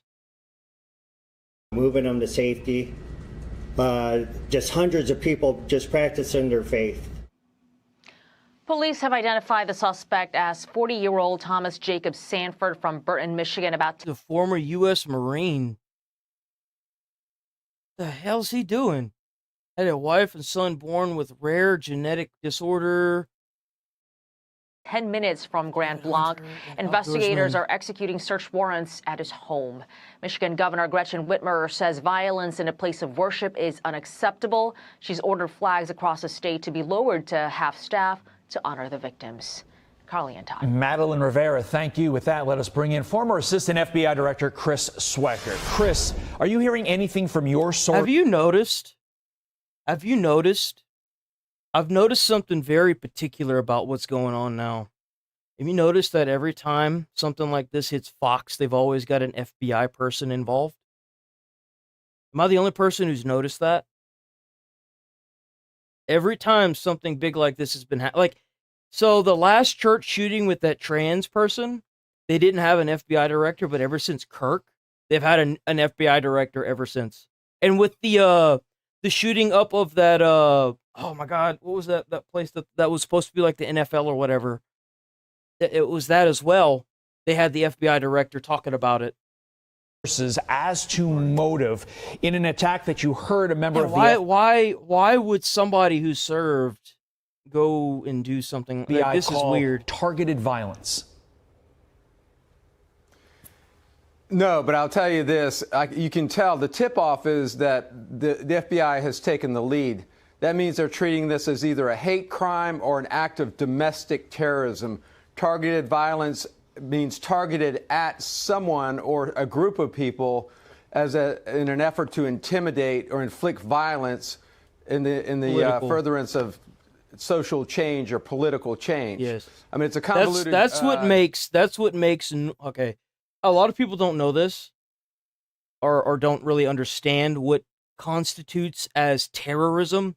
Terrorism is whenever you want to put fear into a group of people and it's politically charged. So, like, if you kill somebody in that group or you try to oppress that group in any way and it's politically charged, that's what makes it terrorism. Okay? Explanation, but it's either domestic terrorism or hate crime. Regardless, that's, you know, that I'm neither. I don't really portray myself as any of these because, like, I kind of feel I liked Bernie, but there was no way he was ever going to get into office. Now, I had some things that I disagreed with Bernie. I'm sure that I haven't seen all of Bernie's speeches, but I'm sure that just like Kirk, there were some things that I probably wouldn't agree with. And just like with Kamala Harris, I mean, I don't like this ideal of far left, far right, middle, liberal, all this Republican, Democrat. I don't like this. I like looking past all of that, looking at a situation and saying, that's fucked up and wrong. Don't really care who's involved. That's fucked up and wrong. Not okay with that. Not at all. They have already actually attributed a motive to this individual already, so they must know quite a bit. I want the government to do what's right by the people because that's their job. That's what I want. I don't want to be handed two lessers of two evils and be told that that's what we get. That's what I want. I want the American government to do right by the American people and to stop catering to these big corporations. That's what I want. Because that's what they're doing currently, and I don't really like it. A bit about him, his writings, his postings, interviews with his friends and family, his social circle, anything that might have been in his car or his pockets. I think the investigation is no, you're right though. That's the sad part. Deep into it at this point with regard to motive. Yeah, let's talk a little bit more about that. How does the FBI, you mentioned some of the items there, but how do they begin really to piece together the motive, especially that focus on his time as a Marine? Because you certainly go to the mental health consequences. Marine vet, obviously. They have quite a few, disproportionate number of suicides. This wasn't the only but Marine. That's what's weird about it. Like, if he was going to, commit that, he wouldn't go and drive to a church. Like, he looked fairly happy. Like, what happened? How? Like, how do you go from having fun with your family to driving into a church and it's setting it on fire and killing people? How? We have one here in North Carolina at a place that I frequent, a bar restaurant in Southport, North Carolina. Marine veteran. Both of them had mental issues. Both of them had done a GoFundMe page very recently before the shooting to try to raise funds. One for the boat that he used to commit the shooting, the other one for his sick child. So, this is a situation of, you find a manufactured grievance, if you will, and then a whole lot of stimulus from. Man, I definitely need that in my life. That's for sure. You can pray for me all you want. Trust me. You ain't hurting my feelings at all. Like, don't feel any type of, like, I'm not one of those, I'm not like an atheist. I think that there is a higher power. I think that there's too many different versions of the higher power that I'm like, how can I, as a single person, decide who is the highest of higher power when they're all trying to make themselves the higher power? It's, how can there be so many different religions if there's only one true God, That's kind of my mentality of it. I don't know. People either on the internet or even politicians, irresponsible politicians. We all know who they are. They're talking about Nazis and. I'll take prayers from any religion. Load them up, man. I need them. Trust me, I need them. Existential threats. They need to crawl back into their dark places. These people are out there. That has to be taken into account when you start firing off your mouth. Yeah, to be clear, Chris, the shooting in. He's right. He's fallen back to like I had said, is we gotta start outlawing. We gotta start removing this politically charged violence calling on all these North Carolina Fox platforms. News has not yet confirmed that that individual was a Marine, but we're working to do that and get that. Oh, so they're not even sure if he's a Marine. Okay. Viewers. That Finally, changes with things. these recent attacks on churches, do we now need to harden places of worship like we do many schools? That is kind of crazy, ain't it? Unfortunately, yes. When I do school security assessments, I tell them that your first line of defense, the gold standard, is an. I mean, like it'd be completely different because, like, with like a school shooting, you probably have some dumbass kid, right, that's gonna walk in there and think that he's gonna hurt a bunch of people, or the worst, unfortunately. And what's different is that usually these kids, they don't really think things through. But when you've got a Marine that plows his vehicle through a church, catches it on fire, and shoots up the joint, you got a problem. You got a combat veteran that knows what he's doing. Like you got a big problem. There's only so much protection you can do. In some instances, like, how do you even begin to protect against a car plowing the side of a church, and then a guy getting out and shooting it up like we're in like some kind of battle royale? Like, how? It's not like he walked through the front door, bro. Bro made his own entrance. Off-duty police officer, preferably, or a private security guard, outside in a marked patrol unit, sitting, or at least with a marked patrol unit. A patrol unit's not going to solve that. I mean, he would have done just as much as the people that were on the inside. Nearby. It's just your first line of defense. You have to have it. Among other things, access controls, security cameras, and your clergy and your deacons and... Bro, look here, man. Look here. You can be driving on this road right here, knowing full well what you're going to do. And then you immediately take a 90 degree, which is not possible. You immediately ping the pedal and you take a right turn. You cut through the fence and go straight into that church. There's no amount of security cameras. There's no amount of traffic control or people like security guards out in the parking lot that's going to keep somebody from just cutting a right-hand turn straight off the road, right across the grass into the freaking church. It's not going to happen. Like, there's obviously a huge problem here. Ushers all need to have some, need to be on the looking out for suspicious activities. There's sort of your ground radar. Throw holy water on me. Eyes and ears. And then, of course, the parishioners and the family, when the red flags are raised, they need to tell somebody. In these cases, there usually are red flags. Have a great day, man. Off, or red flags being shown, red lights. Thank you, sir. There's something. They're in distress, and they're about to go off. It's so sad that it has come to this, because all people want to do when they go into a house of worship is have some time alone with the Lord. Them, I agree. Their thoughts and the. I agree with that, and I feel like that with every religion. Like, that's the worst thing ever. This was 4 hours ago. We might have some updates here. Hold on, boys. This morning, houses of worship on alert after a gunman rammed his car into a packed church in Michigan, shooting at the worshipers and then setting the building on fire. Jesus. So these 4 are dead. He did a damn... I don't like saying it like that. It's kind of astonishing that he was able to set that entire building and burn it to the ground from one point. Like, how difficult that is kind of ridiculous, and he managed to pull it off. Attack, and law enforcement feared that the death toll could grow. White House Press Secretary Caroline Leavitt joins us now to react from the White House. Caroline, we all watched this in horror yesterday. Is there anything that you've been briefed with that could move this story forward to find out what the motive might have been?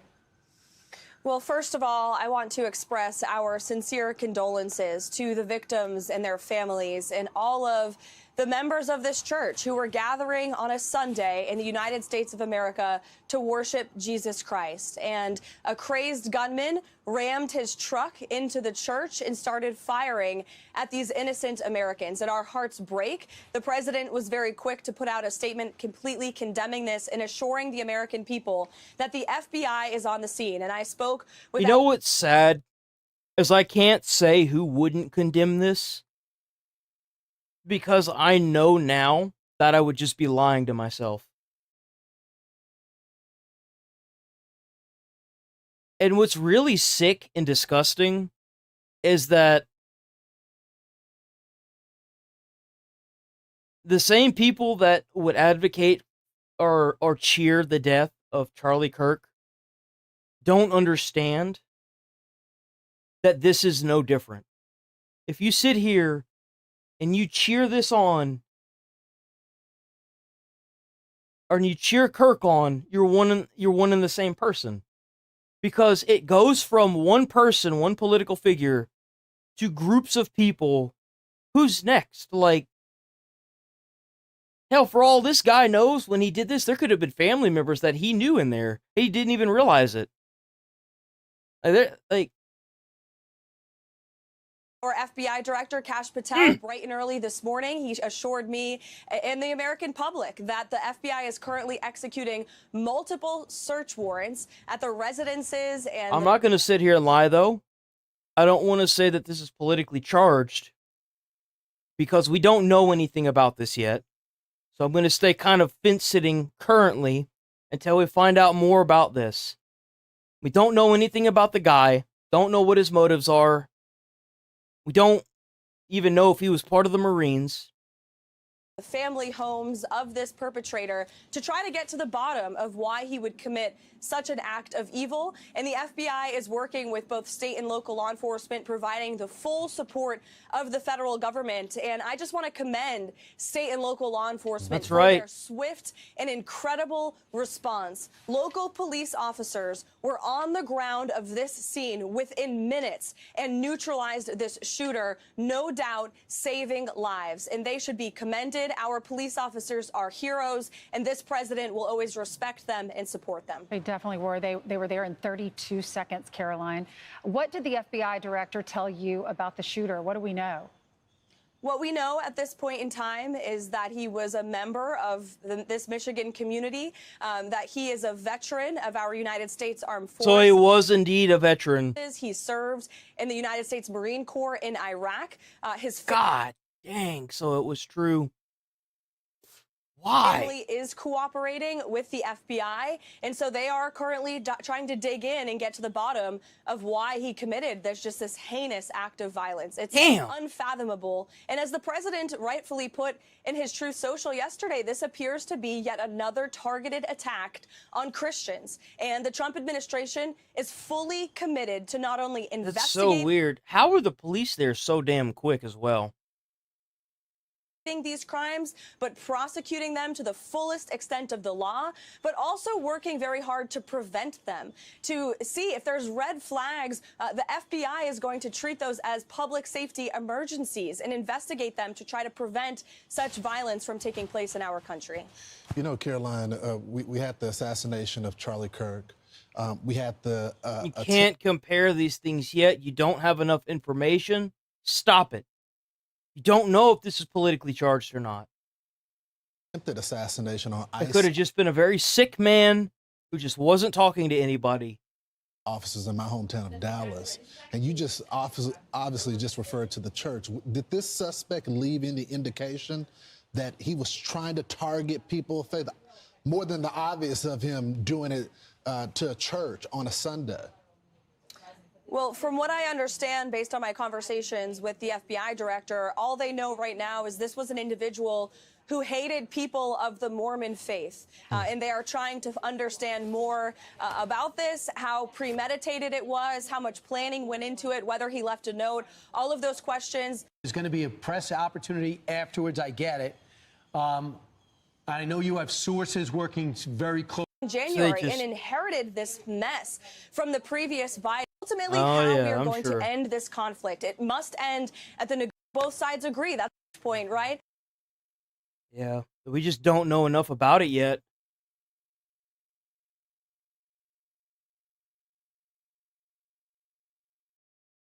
Just don't know about it.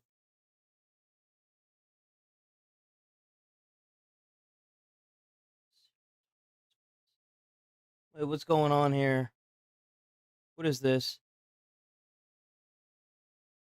The FBI is digging into the Dallas shooter's background and some shocking discoveries. Take a look at this. The shooter used the ICE tracking apps. Anyone who creates or distributes these apps that is designed to spot, track, and locate ICE officers are well aware of the dangers that they are exposing to law enforcement. It's a casting call to invite bad actors to attack law enforcement officers. It's no different than giving a hitman the location of their intended target. The media has been amplifying these apps even as we warned them it would only lead to more attacks. Maybe we will. Maybe we'll start setting up a day for just gaming.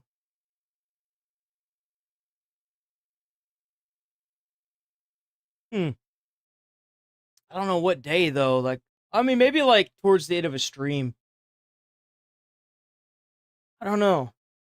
I've been thinking about that a lot too. I thought about that a lot over the weekend. I was like, man, I should really start kind of leaning into the gaming a little bit as well, a little bit again. Joining us now for our big close-up is the one and only border czar Tom Homan. Tom, these ICE tracking. I would do it Friday, but I've been using the videos on Friday to, you know, kind of keep the weekend with videos, you know. So I can't really use Friday. I was thinking like maybe the middle of the week or something, like Thursday. Not sure. Apps are a favorite tool of the left's, and now it's been used to plan an attack. So I think the big question is the administration going to take more action to crack down on these apps that are essentially used for stalking you and your agents?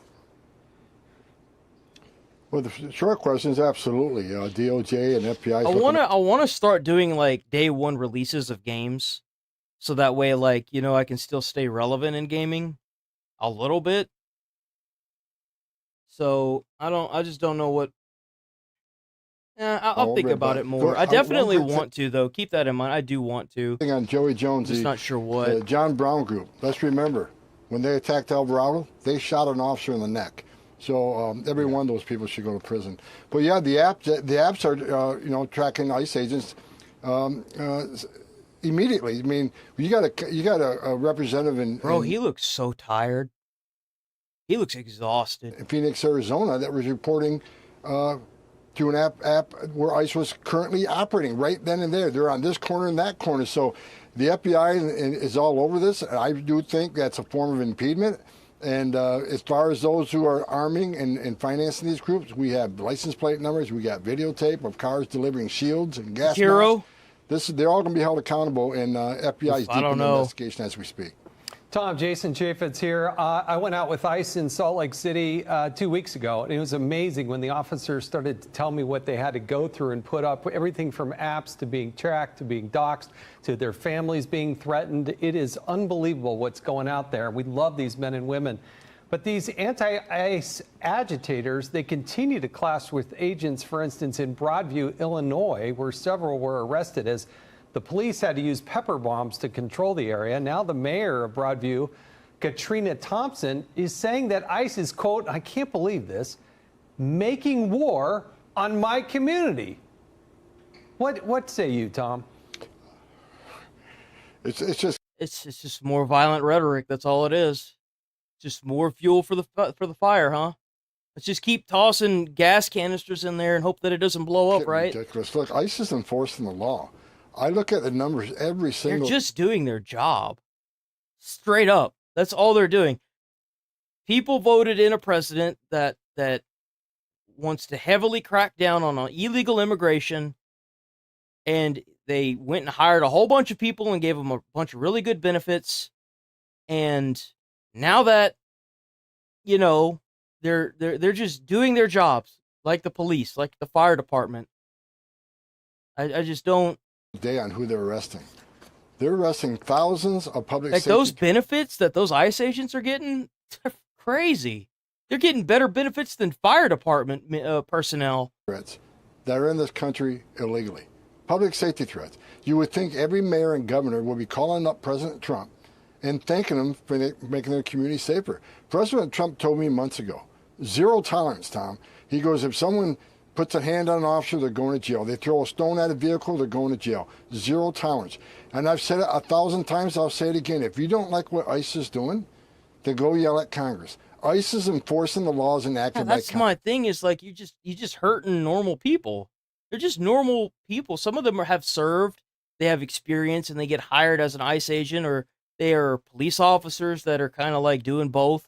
They're just normal Americans, and Congress. They're appropriated billions of dollars a year to enforce that law. I look at the data every day. The vast majority of people in the arrest are criminals. The others are, known suspected terrorists, national security threats, final orders who had due process or order moved by federal judge. They're doing what the law tells them to do. They're upholding the oath they took. So, they need to stop the hatred of ICE. I'm telling you, it's not. He's getting angry, dude. Every time this gets brought up, I noticed him a lot with Kirk as well. He gets, actually, no, I'm sorry. It wasn't Kirk. It was the ICE facility shooting. He's getting more and more he looks more and more tired and angry every time this gets brought up with this violent rhetoric on these platforms. Over. I said 3 months, back in March, on one of these shows, back in March, I said, if the rhetoric don't stop, there's going to be bloodshed and someone's going to die. And they have. And it's unfortunate, I'm right, but you're going to see more if the rhetoric doesn't stop. I'm glad President Trump, Pam Bondi. I mean, when does this stop? Whenever you've got people driving into the barriers for the ICE thing and making homemade bombs to blow up the freaking facilities with illegal immigrants still inside of them. I mean, for fuck's sake, the last one, the guy shot 3 people. They were all illegal immigrants that were held there, that were getting ready to be deported. He didn't even shoot an ICE agent. He shot 3 innocent people. Secretary Noem's all taking steps to hold these people accountable. Zero tolerance. Tom, first of all, thank you for being you, for going back into this job. You're in retirement. You're ready to put some margaritas back on the beach. Yeah, that's like what happened with Nam. In Vietnam, whenever people came back, they were getting spit at and cussed at and called all these foul things. And it's like, you do realize that some of those guys got drafted. They never wanted to be part of that. We're taking care of our country, and we need it.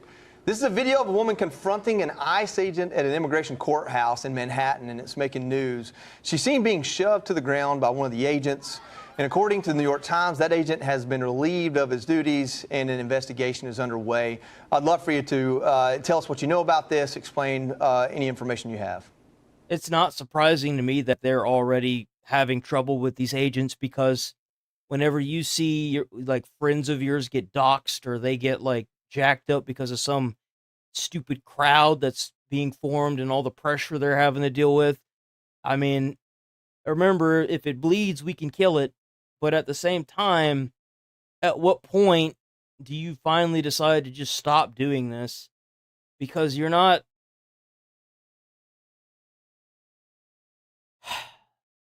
Again, this is only going to end with a lot of laws being pushed that are going to take American rights away.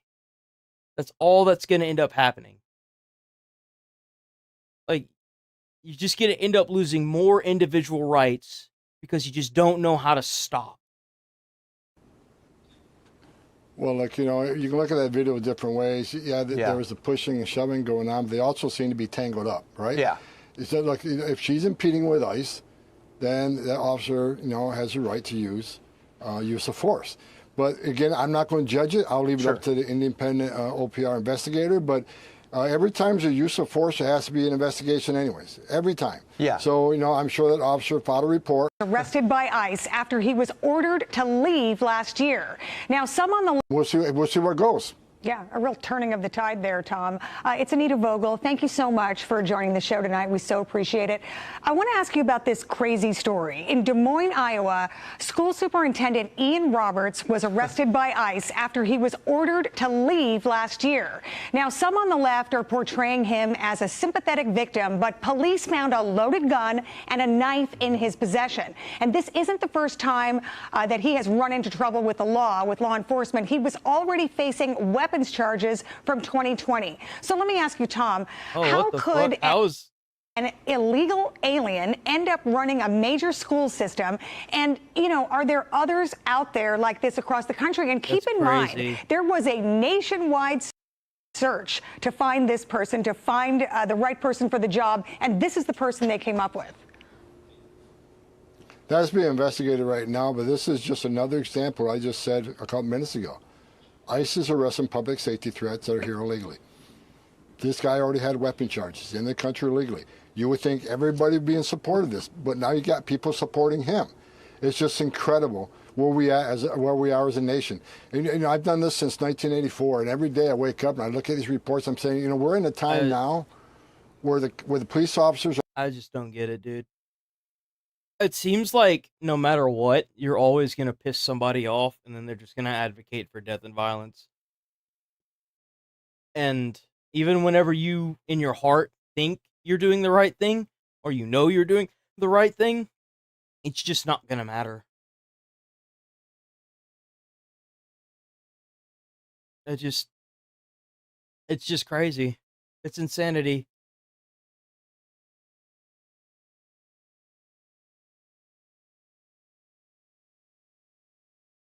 There's got to be a massive protest. And meanwhile, in Portland, Antifa is gearing up for a massive protest tonight at the ICE facility there. A flyer is circulating online urging people to rally against President Trump's order that deploys troops to the city to protect ICE facilities against violent rioters. Christina Coleman is live with the latest. Hi, Christina. Hi, Tommy. Yes, more protests are expected tonight in Portland after the president announced he plans to send federal troops there. Yesterday on Truth Social, the president wrote, at the request of Secretary of Homeland Security Kristi Noem, I am directing Secretary of War Pete Hegseth. We have the full screen there that President Trump put out. There you go. So he said, at the request of Secretary of Homeland Security Kristi Noem, I'm directing Secretary of War Pete Hegseth to provide all necessary troops to protect war-ravaged Portland and any of our ICE facilities under siege from attack by Antifa and other domestic terrorists. I am also authorizing full force. Feel differently. Portland is one of a number of cities nationwide where there's been ongoing protests against the president's crackdown on illegal immigration, and some of those demonstrations have turned very violent with clashes between anti-ICE rioters and federal agents. There's been a dramatic rise in assaults against ICE agents nationwide compared to the same time last year. Democratic lawmakers from Oregon think adding more troops to the mix is going to make the situation worse.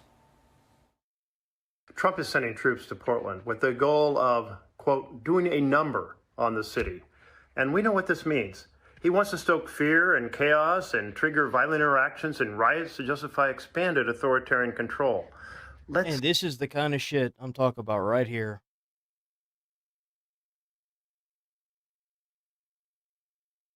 This is the kind of shit I'm talking about right there. He's not an authoritarian. He's part of a democracy. Can't be. It just.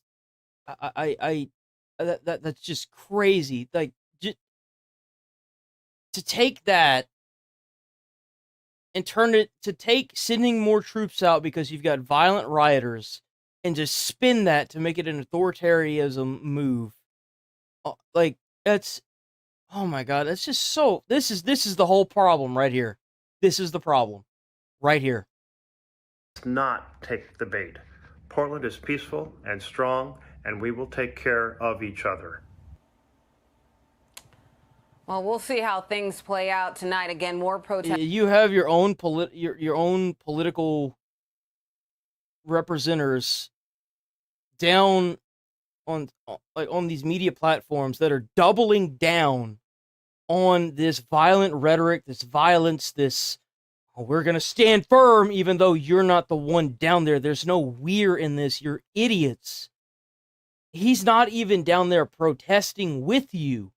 He's in his multi-million-dollar mansion that he got from taking your taxpayer money away from like schools in the area and like police in the area and the roads in your area. That's right. The reason why you keep backing out of your driveway and you got a pothole the size of a watermelon.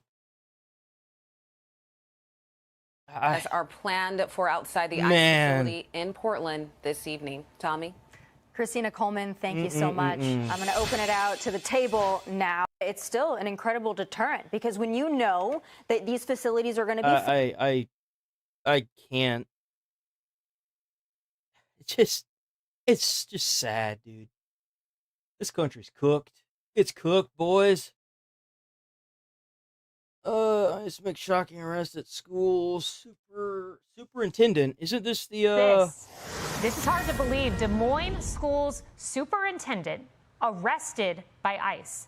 ICE announcing Friday that Ian Andre Roberts is, quote, a criminal illegal alien from Ghana in possession of a loaded handgun, $3,000 in cash, and a fixed-blade hunting knife.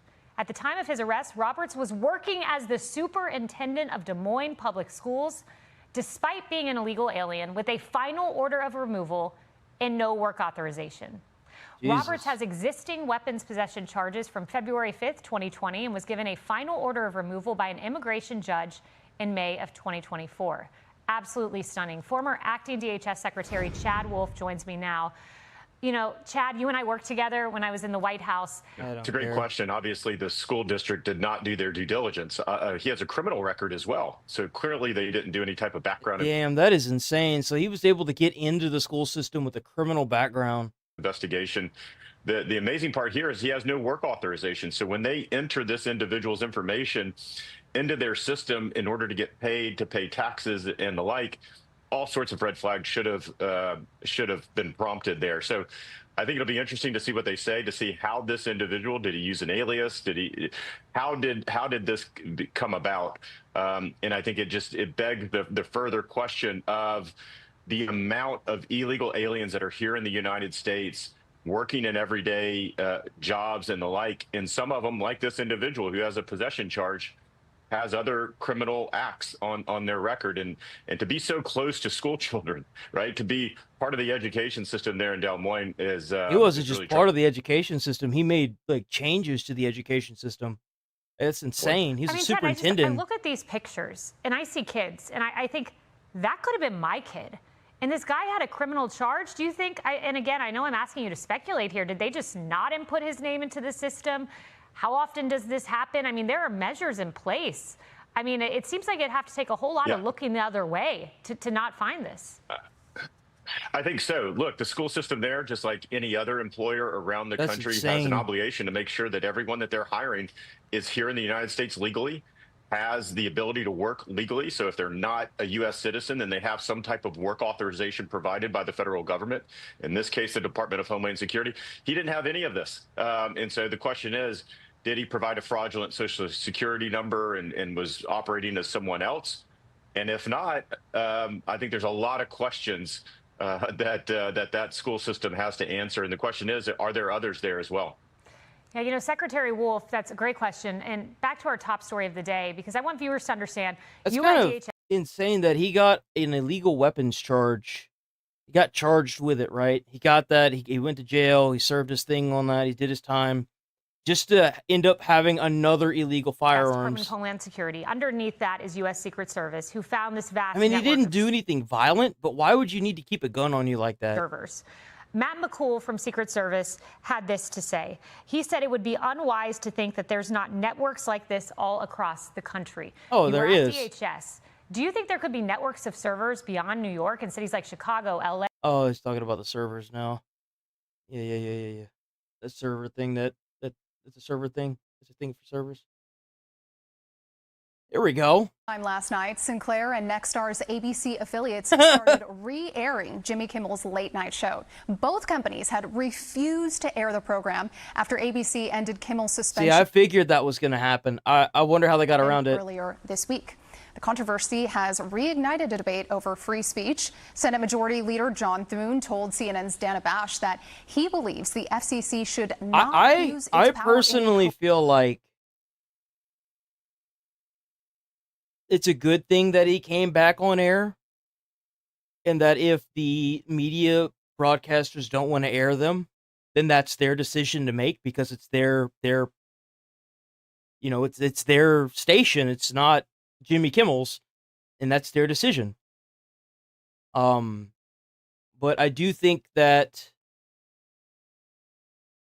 it's kind of crazy. I personally feel like Jimmy Kimmel being taken off the air and his show being threatened to be down indefinitely was enough to teach him a lesson in, what you should and shouldn't say. Hopefully he's learned from this and he doesn't get an airhead, but who knows? Only time can tell. Coercive way when it comes to the First Amendment, but he stopped short of saying the Trump administration did something wrong. So for more on this, let's bring in Eric Deggans. He's a TV and media critic for NPR. Good morning, Eric. Thanks for joining us so early. So I want to talk about Kimmel's opening monologue when he came back on the air. He said, this show is not important. What is important is that we get to live in a country that allows us to have a show like this. So whether the president intended this or not, this has become a free speech issue, and it's pinged both sides of the aisle very sharply. What do you think about that? Yeah, I think this conflict. But I would like to branch off of that and say, cheering for death and advocating for death is not free speech. This controversy wound up exposing a lot of different issues in politics and in broadcasting. First of all, of course, we had the First Amendment concerns when an FCC chairman goes on a podcast, threatens the broadcast licenses of ABC affiliates, and then Disney acts to remove the person that was being criticized from the air for nearly a week. But the other thing that it raised was this concern about what happens when you allow companies to own broadcast stations that reach a large swath of the American public. Between them, Sinclair and Nexstar reach something like 25% of the country. I don't think people realized how much control these companies had over what people could see and how much of the country they covered. And, they wound up blacking out Jimmy Kimmel. Well, just think about, like, if we just had these TV broadcasters still, the birth of the internet and how much actual freedom you have compared to, like, national television is insane. Like, there is a reason why a lot of these broadcasters like CNN, Fox News, and all these people, they're losing ratings. It's because if you want to push a narrative, it's incredibly easy to do it. But whenever you do something live, where you're covering something, it's a lot harder to do. It is. Like if you, for example, are covering something that's live, and as a podcaster, for example, and you're trying to cover breaking news with a bombing, and you find out before the news station because you get a phone call from like an FBI or somebody, and they're like, say this so that way we can see if anyone's gonna reveal anything, or we believe a perpetrator's watching your thing or whatever, something like that. It's easier to get that. It's easier to portray it in a more realistic way than it is to spin a narrative of, like, for example, the shooter that went and shot up the NFL thing, the company, or at least he thought it was the NFL. They tried to say that he was, I think they were trying to say that he was a different race or something, and then it come to find out that it wasn't that. It was, he intended to do something completely different. But if they didn't have the internet, would they have still tried to pass it off as what they thought it was, or would they have ever corrected themselves? Because the internet adds an entirely different aspect of forcing these big media companies like CNN and Fox to tell the truth. But would we ever really get that if we didn't have as much freedom online as that we do, is what I'm trying to say. That's the big question. Because these big stations, they do cover a lot. And it's very easy for them to take a narrative and falsify it and then output it. Like MSNBC falsified something with Kirk, and then they had to do a reprint, and they apologized. In cities like Washington, D.C. and Seattle, where you would presume, they have a reputation for being left-leaning, you would assume that they would be perhaps a little more open to Jimmy Kimmel's message and might have wanted to see that show.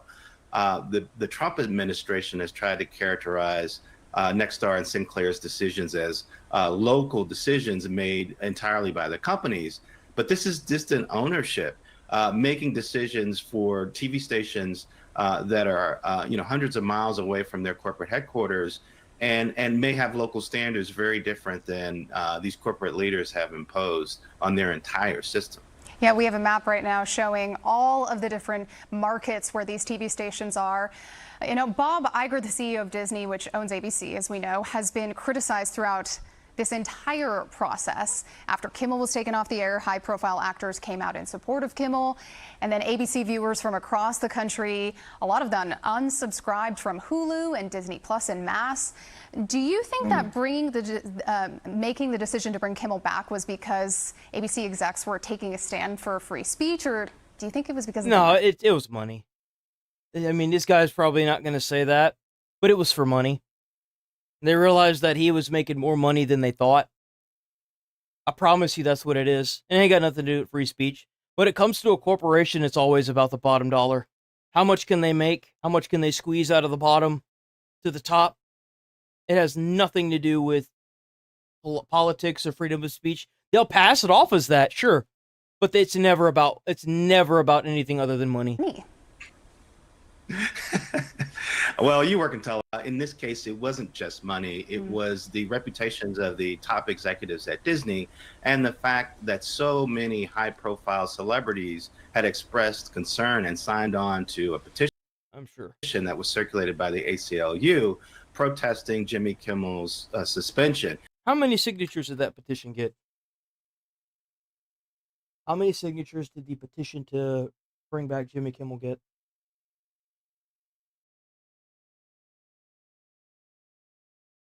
$230,000. See, boycotting campaign reaching over 80 signatures.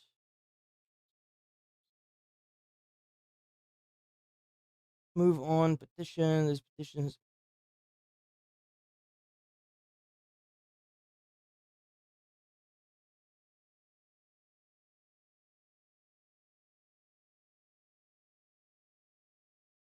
So yeah, 230,000. You had names like Tom Hanks, Meryl Streep. You had Diego Luna, who starred in a big Disney Plus series, Andor, and you also had Pedro Pascal, who stars in a big Disney Plus series, The Mandalorian, and starred in a big Marvel movie that's owned by Disney, Fantastic Four. So these are people that Iger and Dana Walden, the top executives at Disney, would have had to work with. And it was damaging. Yeah, but I guarantee you, if Disney was like, well, you can accept it or we're going to fire you, then I'd imagine that decision would come pretty promptly and would probably swing in the other direction pretty quickly. Money talks, man. Money talks a lot. Nah, I don't care about this. Here we go. We got this one. The Pokemon Company just won't stop, man. Won't stop, can't stop.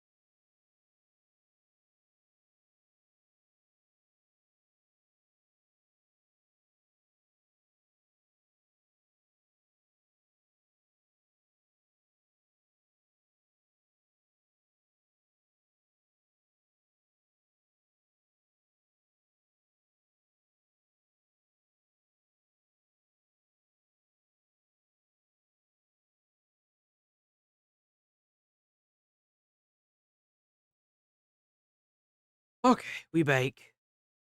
All right, here we go. Oh man, let's see what kind of hole Nintendo's digging now. My mouse. There it is.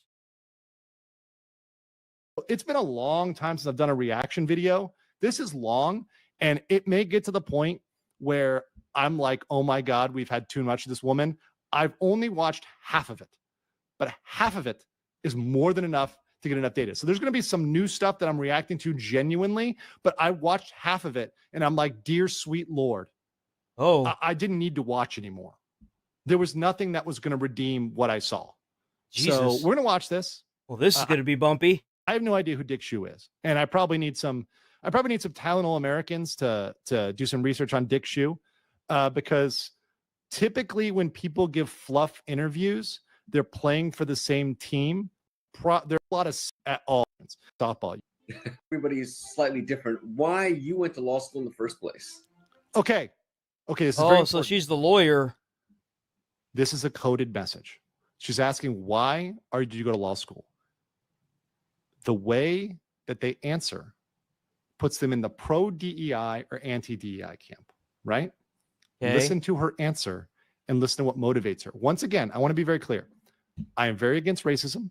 I am very against anything legitimate. I think if there's a legitimate claim, bring it to court, right? Bring it to court, lock the people up. Lock the people up if it's a crime, right? If it's a criminal act, go to the police, go to law enforcement. They can convict you of stuff with like almost no due process. You're not allowed a real lawyer. It's just like people's feelings. It's a bunch of kids judging you. Like it's kangaroo court. Go to a real court and file a complaint. So I have severe suspicions when people are like, well, we talked to the university. Well, the university is on your side to begin with. Well, I started the way many Asian American kids do in college, studying a handful of sciences. So I started in cellular molecular biology, and then I moved to have a concentration in computer science. And somewhere along the way, I got involved with our Asian American activist organization at the university. Stop there. Oh, Stop boy. there. What did you just Here say? we go. Our Asian American activist organization. So she called it an activist organization. That's a virtue signal, because these things are not necessarily activists. Once again, I had a very, I'll tell the story. I had a very close friend in Korea, very deep, near and dear to me. She's an extremely intelligent woman. She's extremely capable. She's pretty based, right? Head of her sorority, head of the Asian American Society, but they just did cultural events and parties and did cool stuff and fun stuff about Asian culture. If you've lived, I live in Asia, right? I love Asia, right? I love all that stuff. That's all great, right? But she slipped in the word there, activist, right? That is not a mistake. Let me tell you right now, guys, that is intentional. That is very, very. The University of Michigan Asian Student Coalition. And it was my work with that group that actually ended up getting me over to law school. Because what happened was we had a dispute. So her activism got her into law school. So she came in as an activist. Once again, there's nothing wrong. Oh, so this, like most of the people that ended up in big paying jobs, is she was an activist and realized that because she feels a type of way, she needs to figure out a way to back it with mental gymnastics in law school. Defending against legal stuff. But once again, that's a job for law enforcement, right? Report that to law enforcement. You should not be once again, report it, giving over any evidence, right? Law enforcement. Is it a crime? Right? Someone said they practiced the podcast. It's possible they submitted questions ahead of time. University, there was an event at a fraternity where a group of our cohort went, and they experienced some racial slurs at the frat. And our group engaged. So they said she doesn't say what racial slur. She doesn't say what the frat was. And once again, let me remind you guys, I said this earlier, but let me say it again. One of the big things about Stop Asian Hate was they stopped that movement after people looked into the statistics. So who was it? What was it? What was said specifically, right? Now, let me be really clear. Real racism does exist. People do say racist things, right? But what exactly was it? What was the context, right? Maybe it was real, but the point is she's leading with it. That's kind of the problem that I've had with a lot of this stuff, is like the minute you are like, well, prove me wrong with something, or what do you think it means? you always end up leading the conversation if you know you're right. Because you don't need to hear what the other person says, though you want to know what kind of stupid stuff is going to fall out of their mouth. But typically, their argument falls apart the minute you try to ask them to prove themselves or prove their context or where did you hear this from. It usually falls apart. And don't get me wrong, maybe they heard it from somewhere, maybe they watched a YouTuber say it. And the video, if you check the comments, you can see all the like comments of who knows what. Maybe they've got their comments disabled. That's a pretty big indicator of them just not wanting to be wrong. But if you yourself hear something from somewhere and you don't validate if it's real or not, 9 times out of 10, when someone does know if it's real or not, you're going to look like a fool. And it's embarrassing and you're not going to admit that you're wrong. But come on. It's very, very, very sus. If you look at her eyes, she looks like she's reading off a script, right? He also kind of looks like he's reading off a script as well, right? They're not looking at each other. Like, it looks like they're not looking at each other. Maybe it's just because it's like the Zoom call look, it looks like it's maybe. I think that I don't even. No, there aren't. Now he's lying. We got there. Did you like it a lot, or were you? Okay, at the risk of sounding like a complete tool, I loved law school. That's okay. There are people who love law school. I think that. I don't even. No, there aren't. Now he's lying. Who loves law school? What are you talking about? It's not okay. I've heard law school sucks. I heard it's hard as shit. When you say I was a complete tool, I was not a complete tool, but I loved law school. Well, so how did you kind of migrate? I mean, obviously you went to law school. I assume you didn't know exactly what kind of lawyer you wanted to be. You somehow migrated into the world of. This is a big tell. This is a huge one, and this is one of the biggest problems. Damn it! Is that actually at a large litigation shop? What? Stop right there. I assume you didn't know exactly what kind of lawyer you wanted to be. You somehow migrated into the world of intellectual property. Tell me a little about how that happened. Well, my first job was actually at a large litigation shop. What? Litigation Stop right shop? there. This is a big tell. This is a huge one, and this is one of the biggest problems. Is that your first job as a lawyer defines you. My first job as a lawyer, like as a real lawyer, not for summer, not for everything else, right? But as a lawyer, was with helping big corporations like Universal Studios and doing property and real estate. And that affected the way I think about things. Because in property, real estate, and with big business, you work on win-win scenarios, right? Okay. You generate win-win scenarios, you generate money. I care about money and making things profitable. I'm a transactional attorney. That's what I grew up as. That's what I grew up as from a baby lawyer to a big lawyer, right? And then I went in-house, worked with big corporations, did regulation, did compliance, did a lot of other stuff. Okay. When you start as a litigator, right? Litigation, right? It sets you in a way where your mind thinks litigate, litigate, litigate. That is the last person you want at the head of your company. Every company I worked for that was sane. Universal was sane. Their general counsel was fine. They're kind of based, actually. Kind of a Chad. But that's at least the one I dealt with back in the day. I don't know if they changed now. But point of the matter is, they care about money first. They don't care about litigation. They want to avoid litigation.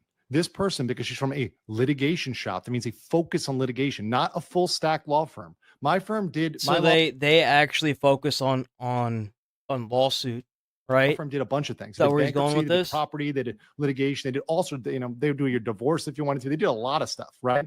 That's kind of what we call full service, right? She was focused on litigation. That puts a specific mindset and makes you litigation crazy.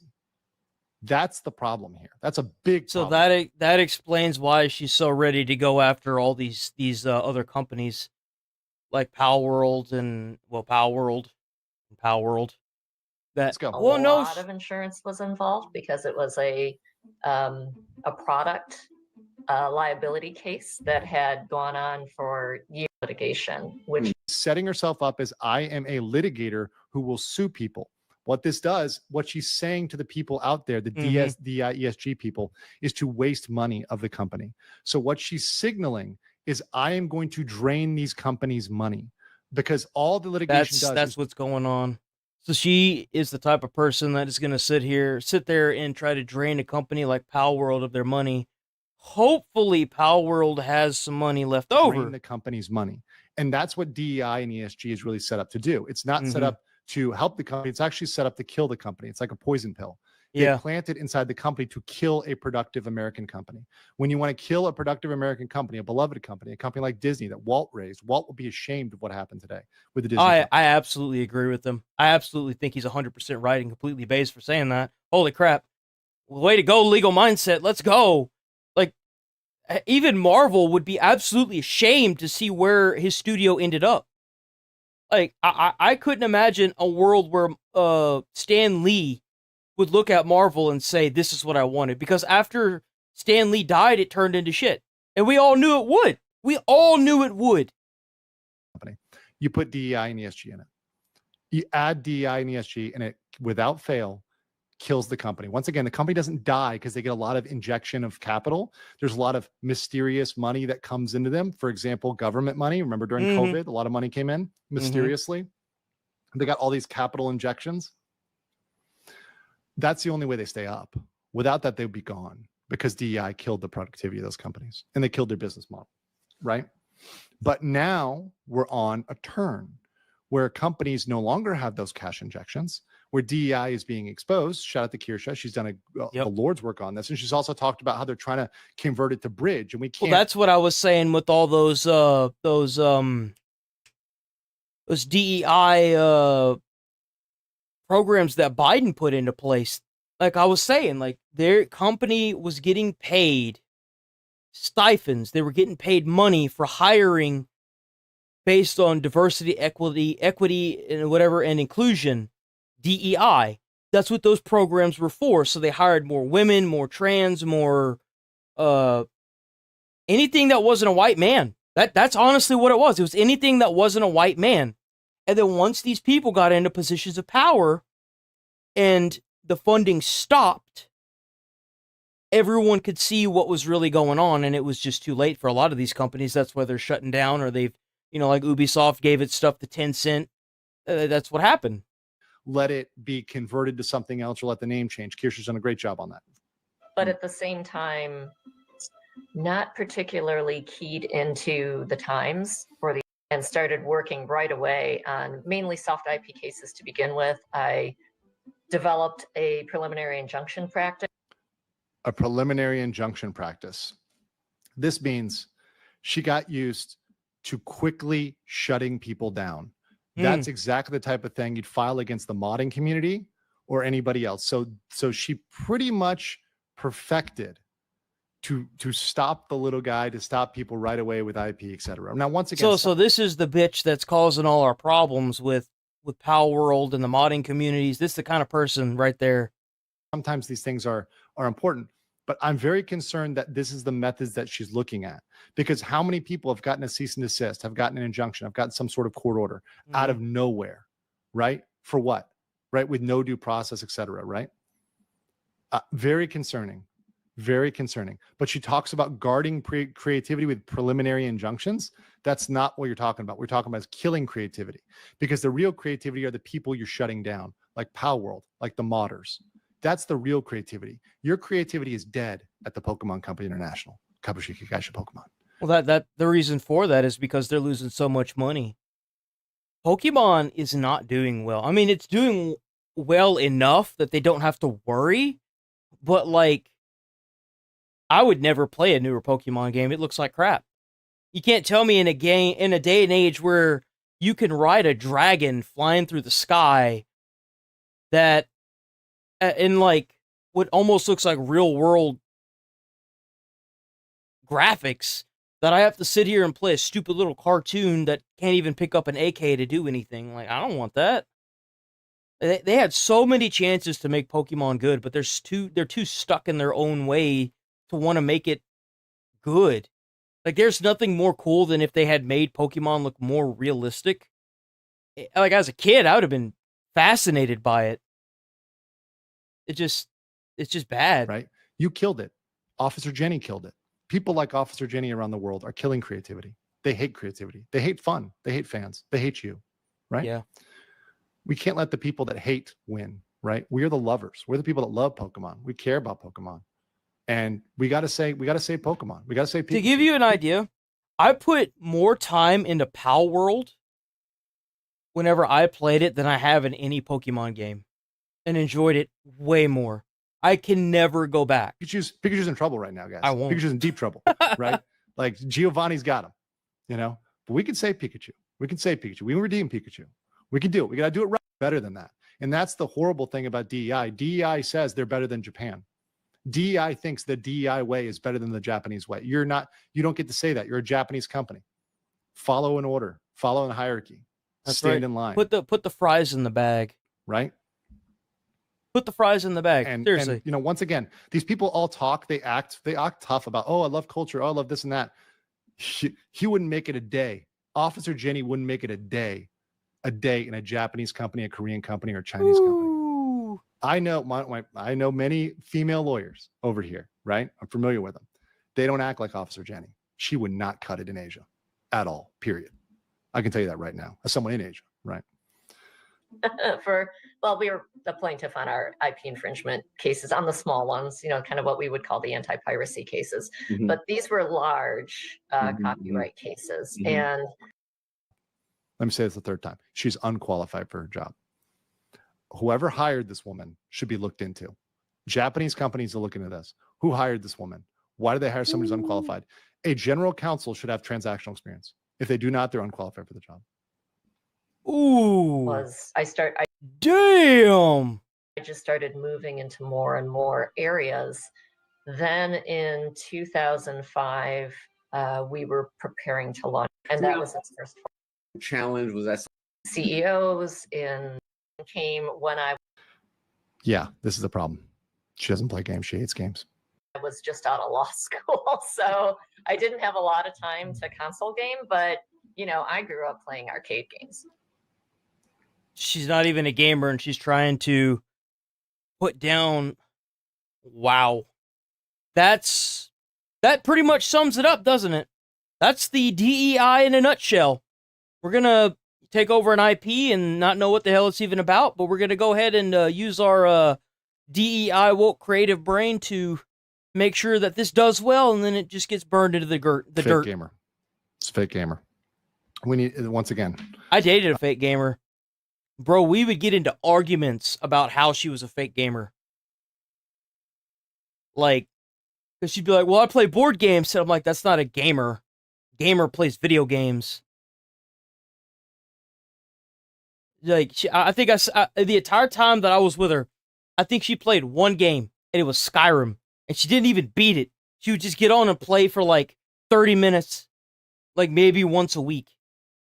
And then that was it. She played like Nintendo. And I'm like, well, Nintendo like growing up, but like, that doesn't make you a gamer. It's crazy. Yeah, this is the problem. She doesn't play games. She hates games. She hates games. I played arcade game. What the fuck is that? Yeah, what is even like, that's another thing, is like, you could tell she lies, because no one's gonna say, I played arcade game. What is an arcade game? What's the name? You're very vague with what you're saying, because you don't play games. What's an arcade game? Like Atari? Like, what did you play it on? You played at like an arcade, or like, what do you mean by that? You go to like main event and play some of those games? Like, what is an arcade game? She doesn't even play games. Fake gamer, doesn't know anything about the actual product. What a joke. If you check out Legal Mindset, that was a good video. What a joke. Seriously, what a freaking joke. That's insanity. What time is it? It's 11:20. Shit.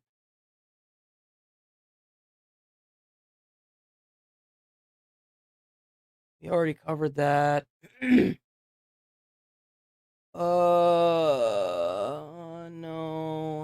I'm gonna do that.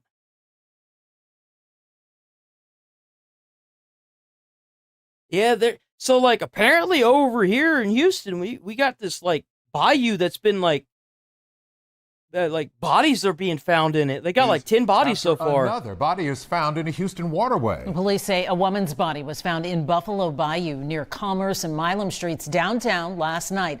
This is the 6th body recovered in less than 2 weeks from bayous across town. 5 of the deceased have now been identified. Orko Mano live downtown, and Orko, our viewers have been very vocal about what they want to see. Apparently people have been going missing, and then like not long after they've been ending up in this bayou. Response to this, tell us. Guarantee you there's some kind of serial killer around. Yeah, Len, our comment sections on social media are filled with people saying more surveillance cameras are needed along the bayou. City leaders I mean, that body could have came from anywhere. It doesn't necessarily mean somebody dumped the body in there by going up to the bayou and dumping it. It could have like washed from like upstream, could be from downstream. Could be from anywhere. Not feasible, but criminal justice experts say cameras might be the best way to prove what city officials and police have been saying all along, that no serial killer is on the loose. I don't know about that. Another body found in Houston's bayous. Police say a woman was spotted in the water near Commerce and Milam Streets around 11:30 last night. Officers were alerted to this by people that are riding by on scooters, and when they noticed something that appeared to be a body. This is the 6th body recovered in bayous in less than 2 weeks, leading many to believe it's the work of a serial killer. Yeah, but where else could, like, we haven't had any crazy flooding. Like, what else could it have been? Saying earlier this week that's not the case. There is no evidence that there's a serial killer loose on the streets of Houston. But the public wants answers. KHOU 11 viewers. Yeah, how do the people die? Have they not released the autopsies yet? How do they die? Lucy and Chris, all commenting on our posts online, asking for more surveillance cameras by the water. I brought that to City Council member Carolyn Evans-Shabazz. A lot of people have come to us asking for more surveillance by the water. Is that something the City Council is looking into? I have heard that suggestion, but I don't know how we could implement that. To say that we can install cameras, we would have no idea. That bayou is miles long. There's no way. Where to put them, because we don't know where the bodies went into the bayou. To be honest, serial killers are very rare. Even so, criminal justice expert Krista Gehring tells me more cameras might be what's needed to put those rumors to rest. How important is it to try to show that to people who are convinced there is a serial killer? I think it's very important because obviously when you have these bodies showing up seemingly all at once, there's obvious concern. The camera might actually capture where an individual falls into the bayou or has an accident. It is interesting to me that they think that it's not a serial killer, yet I mean, there's no autopsy reports from the bodies yet. Like, usually they're pretty quick to release that onto, like, the news. Why wouldn't they release that? Or is intoxicated or whatever, because that's likely what is happening. With 6 bodies? In, like, 2 weeks? Come on. Now, I also reached out to the Houston Parks Board, which manages many trails around the bayous, and asked if they planned on installing more safety measures, including cameras. They sent me a statement only saying in part, quote, as with any How old were the victims? Like, there's no identifiers to these victims? Like, what's going on? Space residents should remain aware of their surroundings. How old they were? Like, what were they doing? Like, you know, like what were they doing when they went missing? Nothing? Stay cautious and vigilant, and if you see anything, call 911. It's kind of odd to me that these people went missing and they don't talk about, like, you know, who's looking for them or anybody looking for them. Like, what's so weird? That they rely on the city and county's law enforcement departments for public safety. I also reached out to Houston Police this afternoon for more updates on any safety measures here, but they only referred me to a press conference. Did they find more bodies? They may have found more bodies. Have they found more than 6 bodies in Houston in the bayou? More than 6 bodies have been found. Oh, they found 15 from the waterways, with 6 of those discovered in less than 2 weeks. While the recent cluster of deaths has sparked online serial killer, Houston police have stated there is no evidence to suggest. They've recovered 15 bodies from that bayou.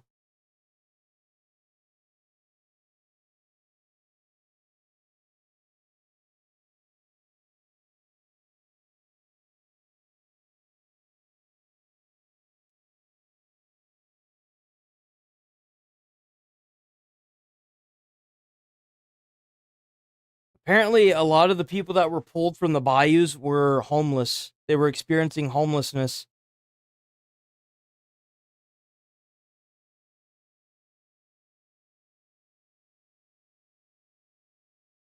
I mean, what better way if you were a serial killer than to prey on like homeless people, you know? They had earlier this week with the mayor.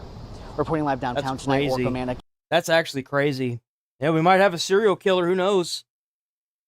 That's insanity.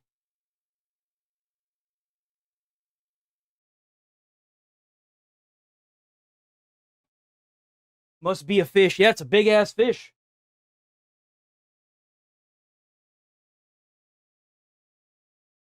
All right. We are probably going to go ahead and roll up out of here. What a great Monday morning it's been. I'm going to